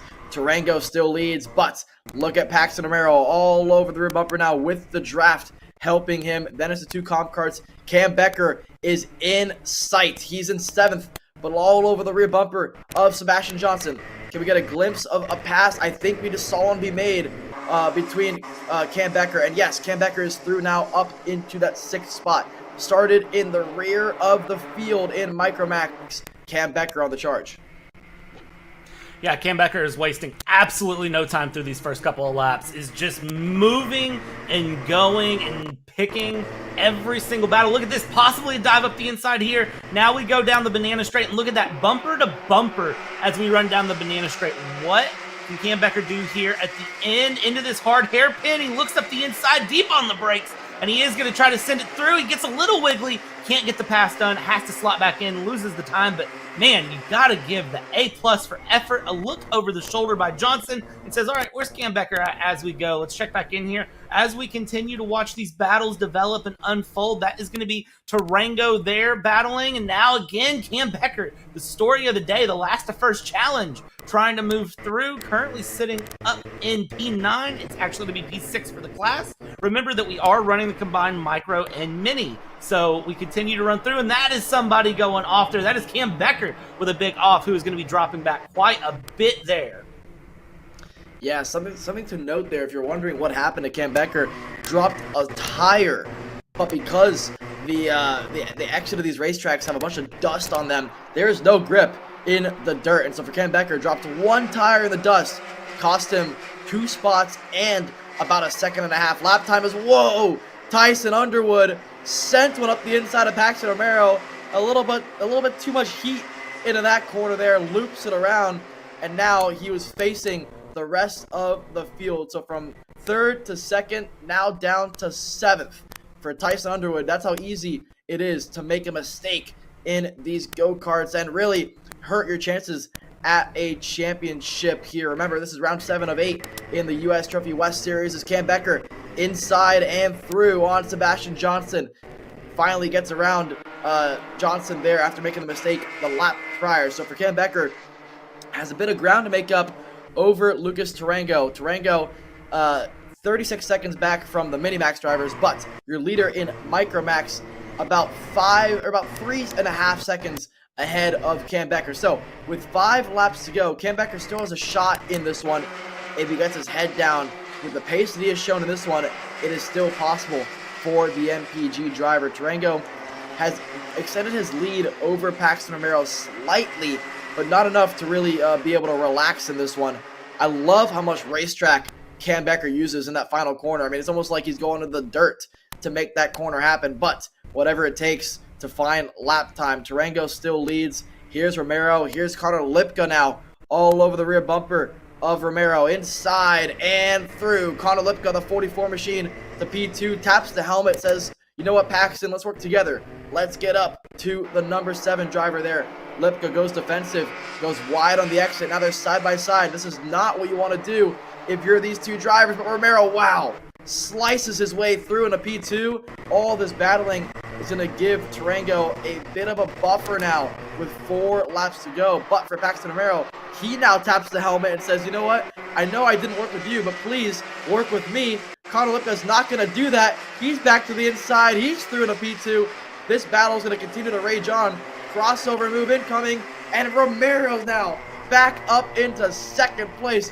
What a battle there for his second in Micromax, but in Minimax, Jackson Porter has just gotten around the 177 of Isaac Payne. The Hy-Vee Red Machine has only lost 2 races all year long, looking to keep that number the same here and go on for another heat race victory. Still 3.5 laps to go in this Mini and Micromax combined heat race here. That is Cam Becker in 4th. He already got around Sebastian Johnson, now looking and sets his sights on Connor Lipka. Last time around, the gap was 2.5 seconds. He's found 1 second over the course of the last 2 laps. This is the battle for 2nd, 3rd, and 4th.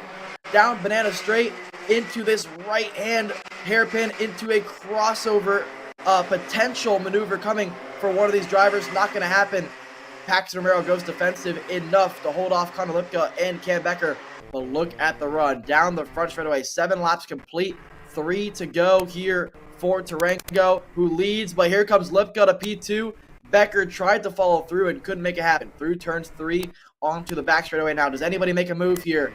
Inside for Romero. Goes defensive on Becker. Becker stuck there in 4th. This has to be frustrating for the number 16 driver. But inside, he's finally through on Paxton Romero. Cam Becker, but goes wide. He went way wide there trying to make a move on Paxton Romero. He falls back to 4th. This racing has been unbelievable here, Brad. Yeah, Cam Becker is just not giving up. It's the case of never give up, never surrender. Absolutely continuing to go. We're lap 8 of 10 here, and still plenty of time for Cam Becker to find his way forward past Lipka and Romero as they go side by side here on the right-hander at the end of the banana straight, the hairpin, and Cam Becker is thinking, I just need to get a nose up the inside. I need to be there in the moment. And look at that, taking the different line around the inside. Everybody's been running wide through that final quarter, and Cam Becker says, you know what?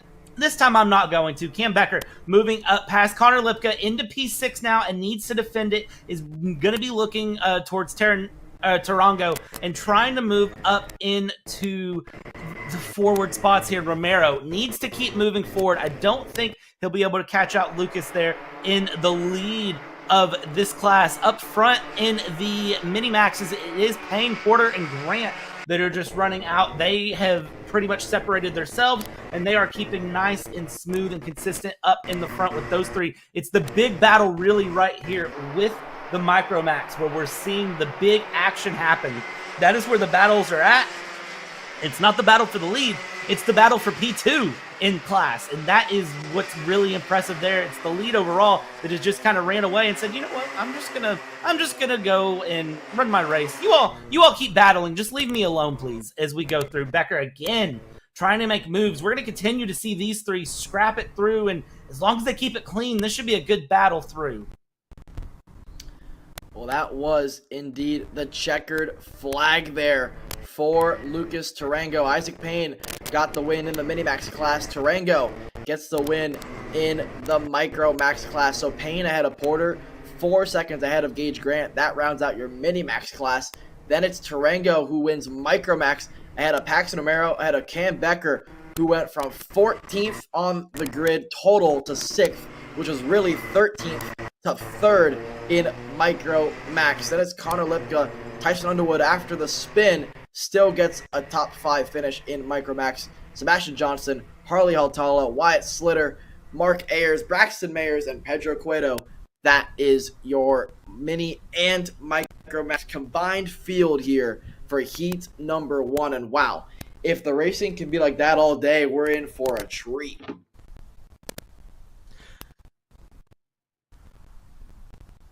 I really hope the racing does, because that was fun. I think we're going to continue to see things going here, but we're going to take a quick break, and we will be right back with the next round.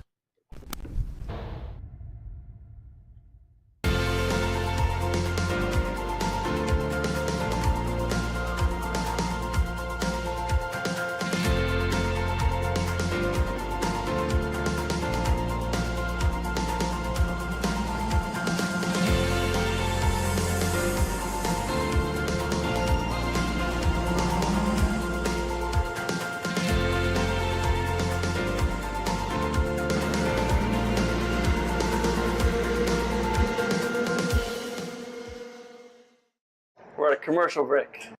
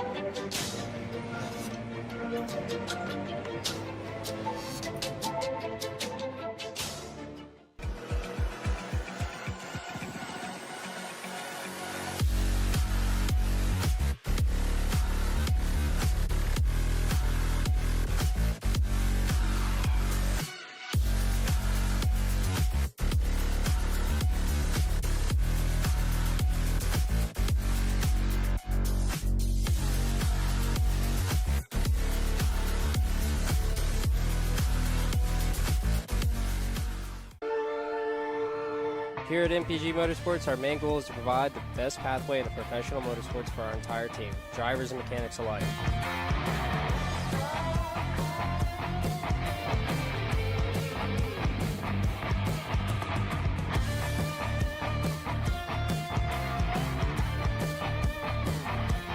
We're based out of Whiteland Raceway Park in Indiana. For more information, contact us at chase@mpg-motorsports.com.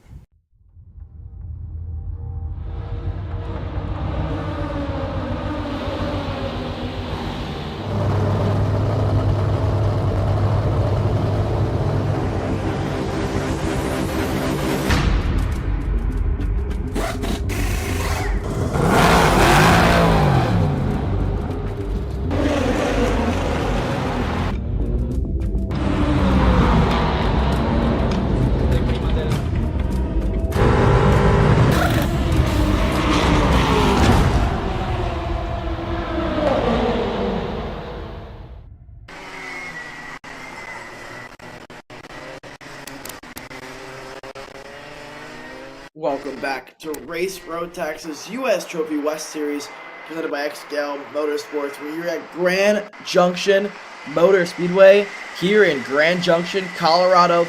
We just saw the first 2 heat races of the day get complete. Now, this is Masters Max heat number 1 of 2. It's Clayton Kessler on pole ahead of Christopher Mann.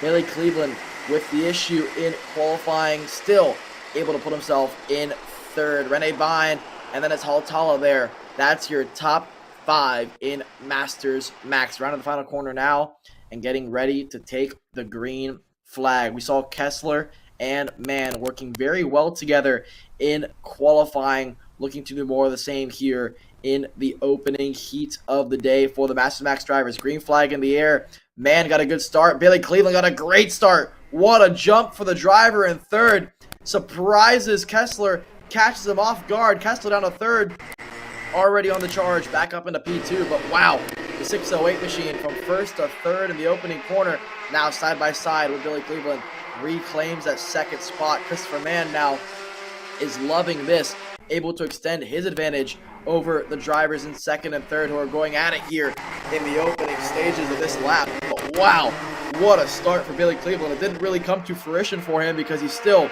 stays in third place. But for Christopher Mann, the first driver all day to make the outside work into turn number 1, and it's paid off. The 608 machine up into P1. First lap almost in the books. Let's see what the gap is as Mann gets ready to cross the line here. Kessler up on the wheel. The gap is almost 0.6 of a second between Mann and Kessler. And from what we saw in warm-up and qualifying, with how close these top 3 drivers are in terms of overall raw pace, it's going to be difficult for Kessler to refine that lap time. But as long as you're within about 5 to 6 tenths, you should be within that drafting window to hopefully get a small toe down the back straight and banana straight and even the front straight.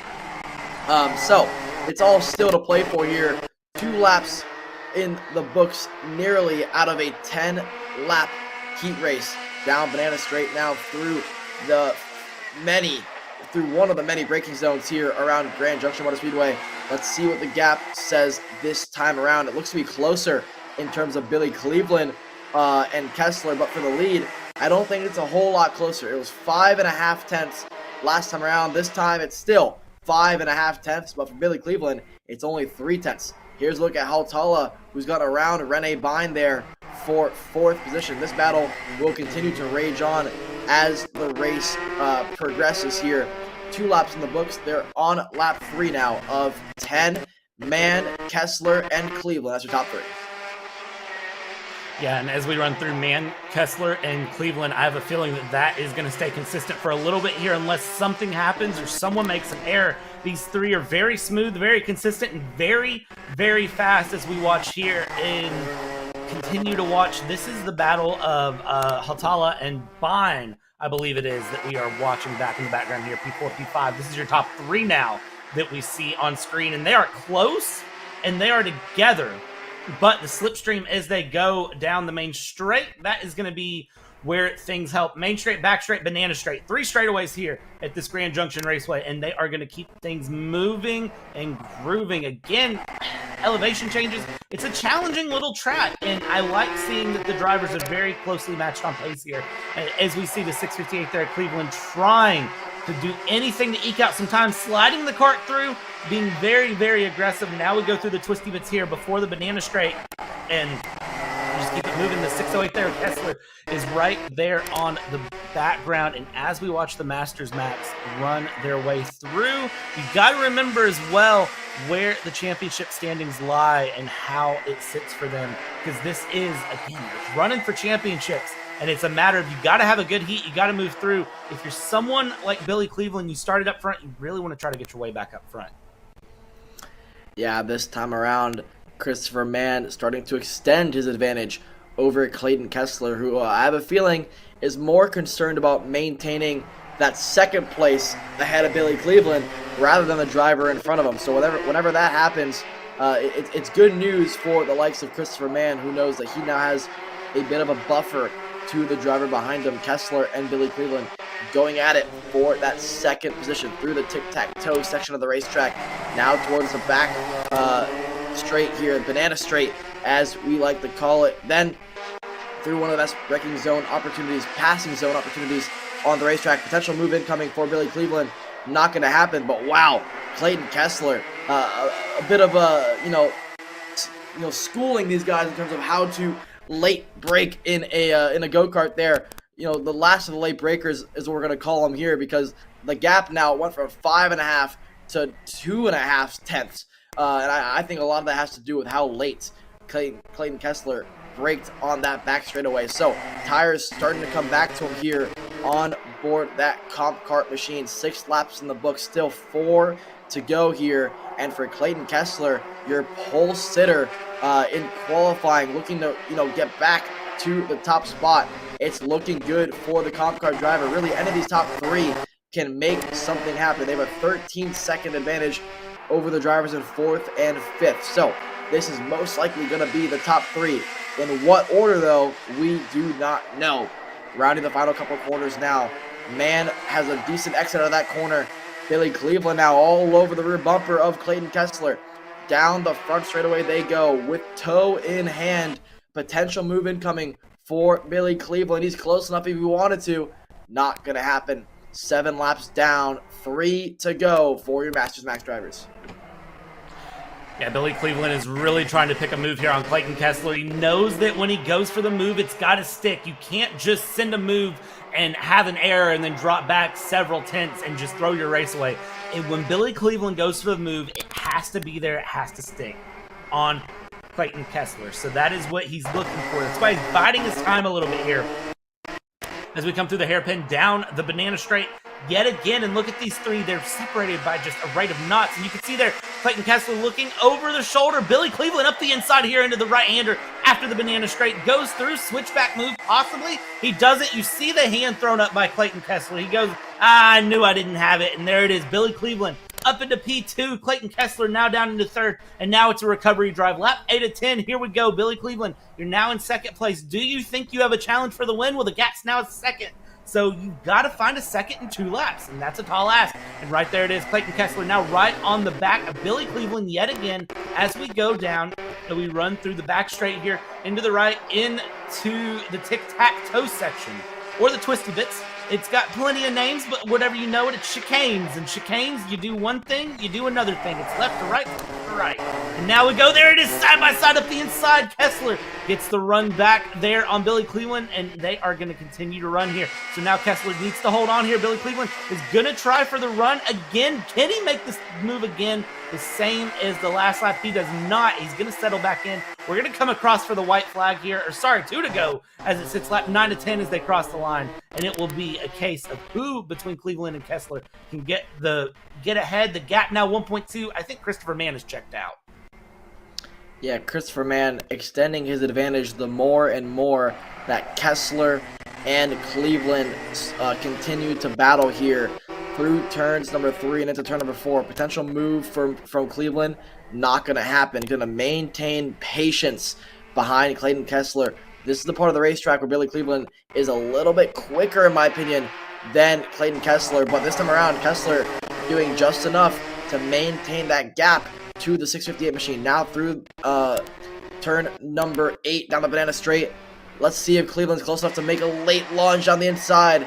Not going to happen. Through the switchback section of the racetrack, Christopher Mann is gone from these 2 drivers. Last corner here, down the front straight. Does Cleveland have anything for Clayton Kessler here as they cross the stripe?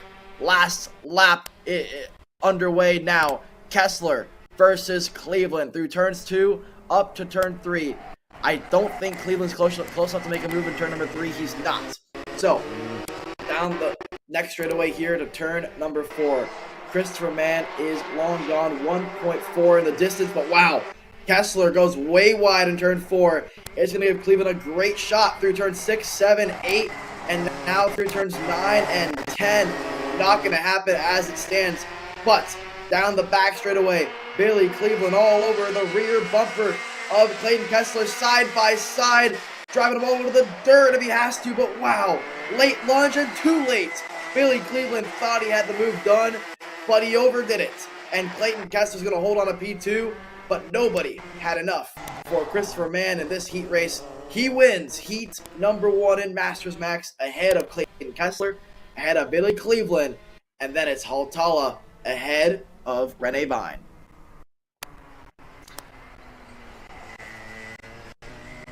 Man, that was a good run for them.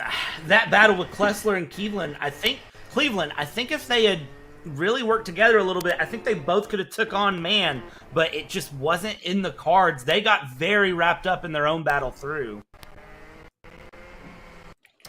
Yeah, I mean, that battle for second, as awesome as it was to watch, it cost them a chance at a victory here in the heat race, but that is just heat 1 of 2 for the day for these Masters Max drivers. And while they head into the pits, we're going to take a quick commercial break before we get ready for some Senior Max heat racing. Colin, I need a new 219 chain. I need a 77 tooth sprocket. I need some more chain lube, and I need it probably as soon as like tomorrow. Dude, are you even listening? Like, we need this to run this weekend. Want anything else?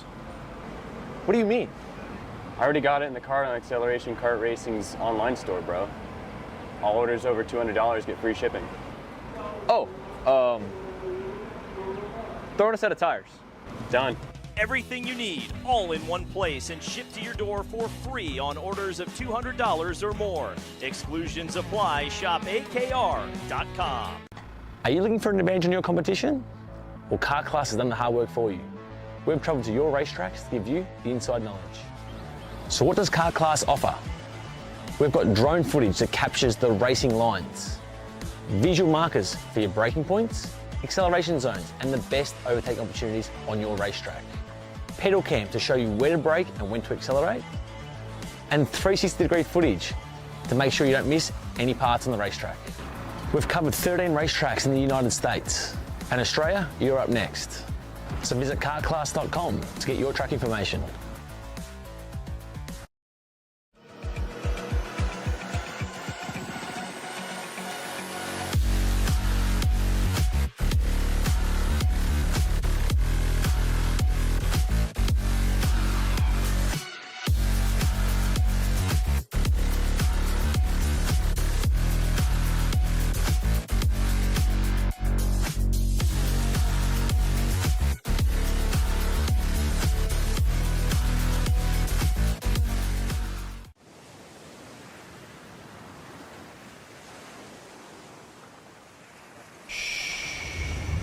Can you hear it?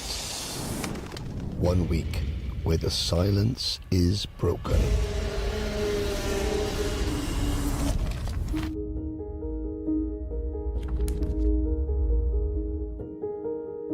"394 drivers, 60 nations, united in their goal to be the best, the very best." This is the most equal race in the whole world. I will win. There's no opportunity. No one has ever won junior, senior and DD2 before, and that's what we're aiming for this week. 1 week where every second counts.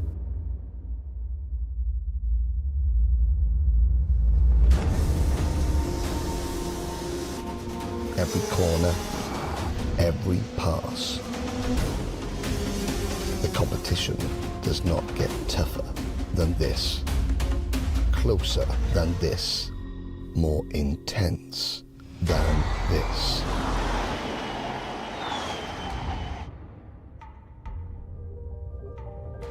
"7 days full of pride, passion, your nation, your roots. Our family is united from all corners of the globe, now together as one. 1 week to change your future, your career, your life. The time is now. Be bold, be brave, be brilliant. Stand tall and celebrate. This is your week.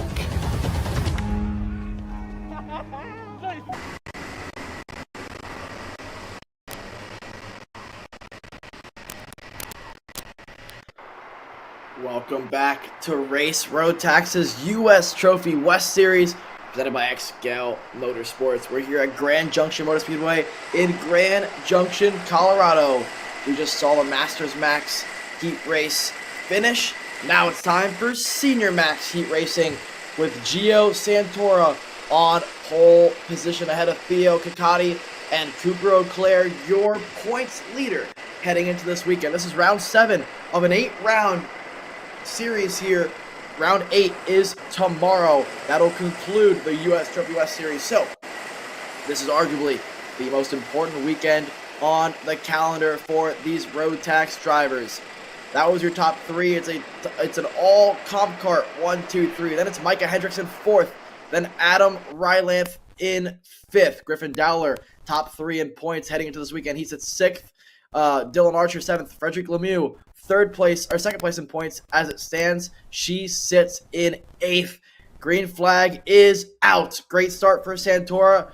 Great start for Ciccotti. Cooper Auclair is going to try to slot into 2nd place. Can't make it happen. He's up into 3rd. Griffin Dowler, good start for him. Up to 4th position as it stands. Make it 3rd. Wow, Griffin Dowler, late aggressive lunge to the inside of Auclair. And I think that gives us a really good idea of what we can expect the driving to be like here in the Senior Max class. Griffin Dowler knows he has an outside chance at a championship this weekend. The driver that he has to beat is Cooper Auclair. And it's no surprise to me that on lap 1, his first opportunity, he struck, and he went to the inside there of Auclair. Now, here's the teammates of Ciccotti and Santora working together, trying to push away from the rest of the field. As it stands, it's working pretty well there. Griffin Dowler has separated the 2 comp karts from Auclair now, who sits in 4th. Ciccotti gives a good push to Santora there. 2 karts are faster than 1, like we've mentioned earlier on in the broadcast. Now Dowler has some work to do to defend from Auclair. Couldn't make it happen. Cooper Auclair back up in the 3rd ahead of Dowler. Micah Hendricks now into 4th, trying to go around the outside of Dowler. Crossover incoming side by side. Dowler maintains 4th position there. 6th now is Adam Rylanth. His first race back in a go-kart to Supernats, and wow! Griffin Dowler, late lunge on Auclair. That's going to be the battle of the race. Griffin Dowler doing everything he can to stay ahead of Cooper Auclair, give himself as many points as possible. Or more points, than the comp car driver of Auclair. Wow, as Auclair pushes Micah Hendricks way wide into the dirt. This is awesome. Gloves are off here in the opening laps of heat number 1. Yeah, when you've got a championship as close to it as it is here in the Senior Max Series, it does not surprise me here in Heat 1 that the gloves are off. There are no friends. There are no teammates. Look at him move up the inside there on the 340. That was going to be Archer up the inside of Rylanth as they go through. There are no friendships. There's nothing here. It is all about move your way forward as you can, and you are going to watch battles all the way top to bottom as it goes, and these drivers are being very aggressive early on. It goes as we talked about during the warm-ups. It is very much a case of, you know what, if you have a chance to get a win and submit your name, let's go ahead and get that win. Let's submit our name forward as we watch a dive up the inside here into the hairpin at the end of the banana straight. And now we switch it back. This is going to be 3rd and 4th place that are battling. This is Dowler and Auclair that are going through. And Auclair now under pressure by Rylanth. As it stands, we've got drivers everywhere. We've got battles everywhere. And as they cross the line, the fastest driver now Auclair still looking for moves as they can make them around and continue. No! Off the track he goes. Yeah, Archer there pushes Hendricks off the racetrack there. So the battle for 6 continues to rage on. With that fighting, though, from Archer and Hendricks, it's kind of unleashed Adam Rylanth to go after the likes of Cooper Auclair and Griffin Dowler in 3rd and 4th. Auclair now ahead of Griffin Dowler. It wouldn't shock me to see Dowler go back through here in this hairpin. Let's see if he makes anything happen. No, Auclair still sits in 3rd. The battle for the lead continues to rage on. Its teammates Ciccotti and Santora now. Ciccotti leads. He just got around Santora last time around. So the 333 machine now is your leader as the halfway mark is out. Flap 5 of 10 in the books here in Senior Max. Auclair now, after getting around Griffin Dowler, starting to put his head down and realize, wow, there's still some pace in his go-kart. He might have a chance at a heat race victory if these top 2 continue to battle it out. But so far, so good for Ciccotti and Santora. Dowler third, Dowler fourth, Auclair third. Rylance starting to catch up to both of them, and then Archer now a second back from Rylance, still fighting out with Micah Hendricks. This is the battle for that 6th place spot. Hendricks back to the inside of Archer. He's through. Look for the crossover move from Archer. Not going to happen. So Micah Hendricks now back through into P6. Archer into 7th. And then it's Bell, Smith, and Callis. That is 6th through 10th as it stands at the moment. Up front, though, Rylance closed the gap to Griffin Dowler. It's only 6/10 now for the battle for 4th position here. Look at Hendricks. He has to fend off 5 go-karts behind him. It's going to be a tall order for the 373 machine as Dylan Archer thought about a move to the inside. Couldn't make it work. Lap 6 of 10 underway now, halfway through this lap. A lot of curb there for Archer. That's a mistake, and that's going to be Bell through on Archer, potentially as well. Spencer Smith trying to get on the action. Couldn't make it stick, but for Dylan Archer, one mistake is all it takes, but he's back through on the inside. Late lunge, makes a mistake, clips the rear bumper there of Bell, and it sent Archer sliding through the corner. Archer now outside of the top 10 with that one mistake. That's how quick it is, how easy it is to lose a handful of spots in go-karting. Yeah, and it goes to show that you've really got to have your head together every single second of these 10 laps. And these 10 laps don't last very long, but you've really got to have it together. You can see here as we run through and run down, it's competitive. These guys are holding nothing back. These drivers are very, very much being as aggressive as they can. They're going through. Look at how much curb they're taking through the tic-tac-toe section, going down towards the banana straight. I mean, look at this.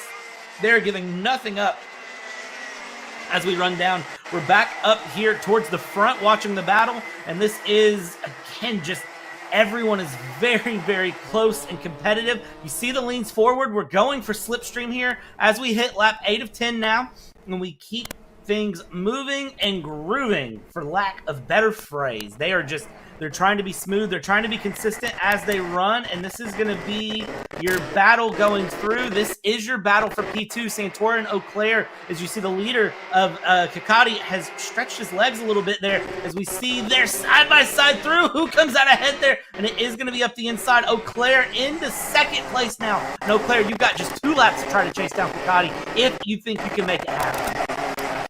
Cooper Auclair, after getting around Griffin Dowler 3 laps ago, the pace has come back to him on board the 321 machine. He has 2 laps to catch up to his teammate Kakati there. I don't know if it's enough, but nonetheless, if you're Cooper Auclair, your one goal is to beat your main championship rivals, and that is Griffin Dowler, that is Gio Santora, and that is Frederick Lemieux. Speaking of Frederick Lemieux, she has dropped down to 13th. Started inside the top 8, down in 13th. So not the heat race that she would have wanted as it stands at the moment. So again, for Auclair, this is a dream start to his weekend and his championship bid here at the U.S. Trophy West Series in Grand Junction, Colorado. Using all the curbing is Gio Santora there, realizing that his go-kart is beginning to fade here with a lap and a half to go. Griffin Dowler up on the wheel, senses a potential third is in the cards for him. Down banana straight, late on the brakes is Griffin Dowler. He might make a move here heading into the final lap. And in the background, looming in the distance, is Adam Rylance there. His pace has maintained, matching what the leader is doing out front.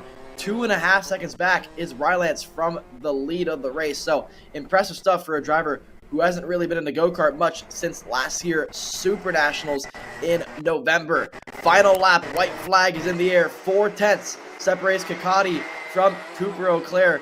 It seems as though the gap is just big enough to where Kakati doesn't have to defend from Auclair, doesn't have to worry about a late race pounce from the 321 machine. With that being said, Cooper Auclair, impressive through the final couple of corners here, has a chance, if he wanted to make a risky lunge at the inside, but doesn't have to, obviously. 3 more corners to navigate for Theo Kakati here. Round the penultimate corner, now the final corner.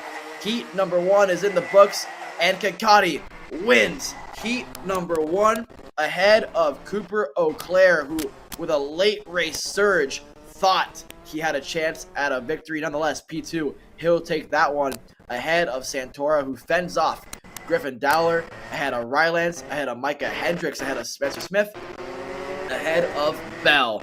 That is your top 8. Then it's Savannah Collis and Joel Lewis. That's your top 10. Dylan Archer, with that mistake earlier on in the race, finishes 11th. Frederick Lemieux, she climbs her way back up into 12th.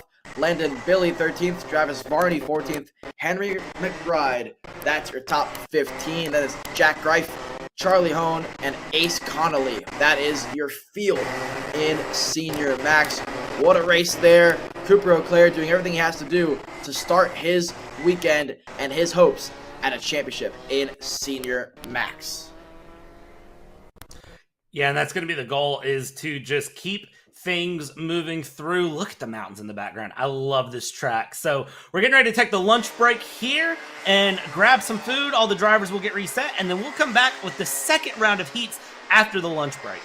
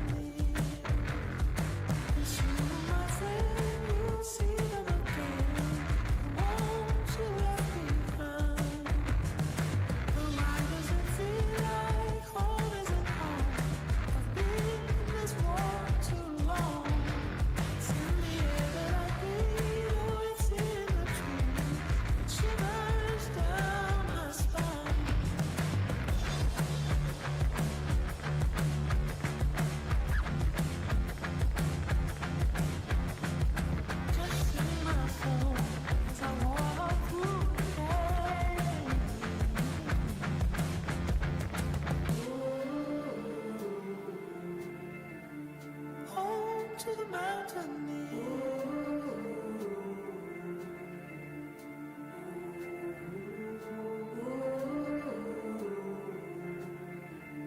home to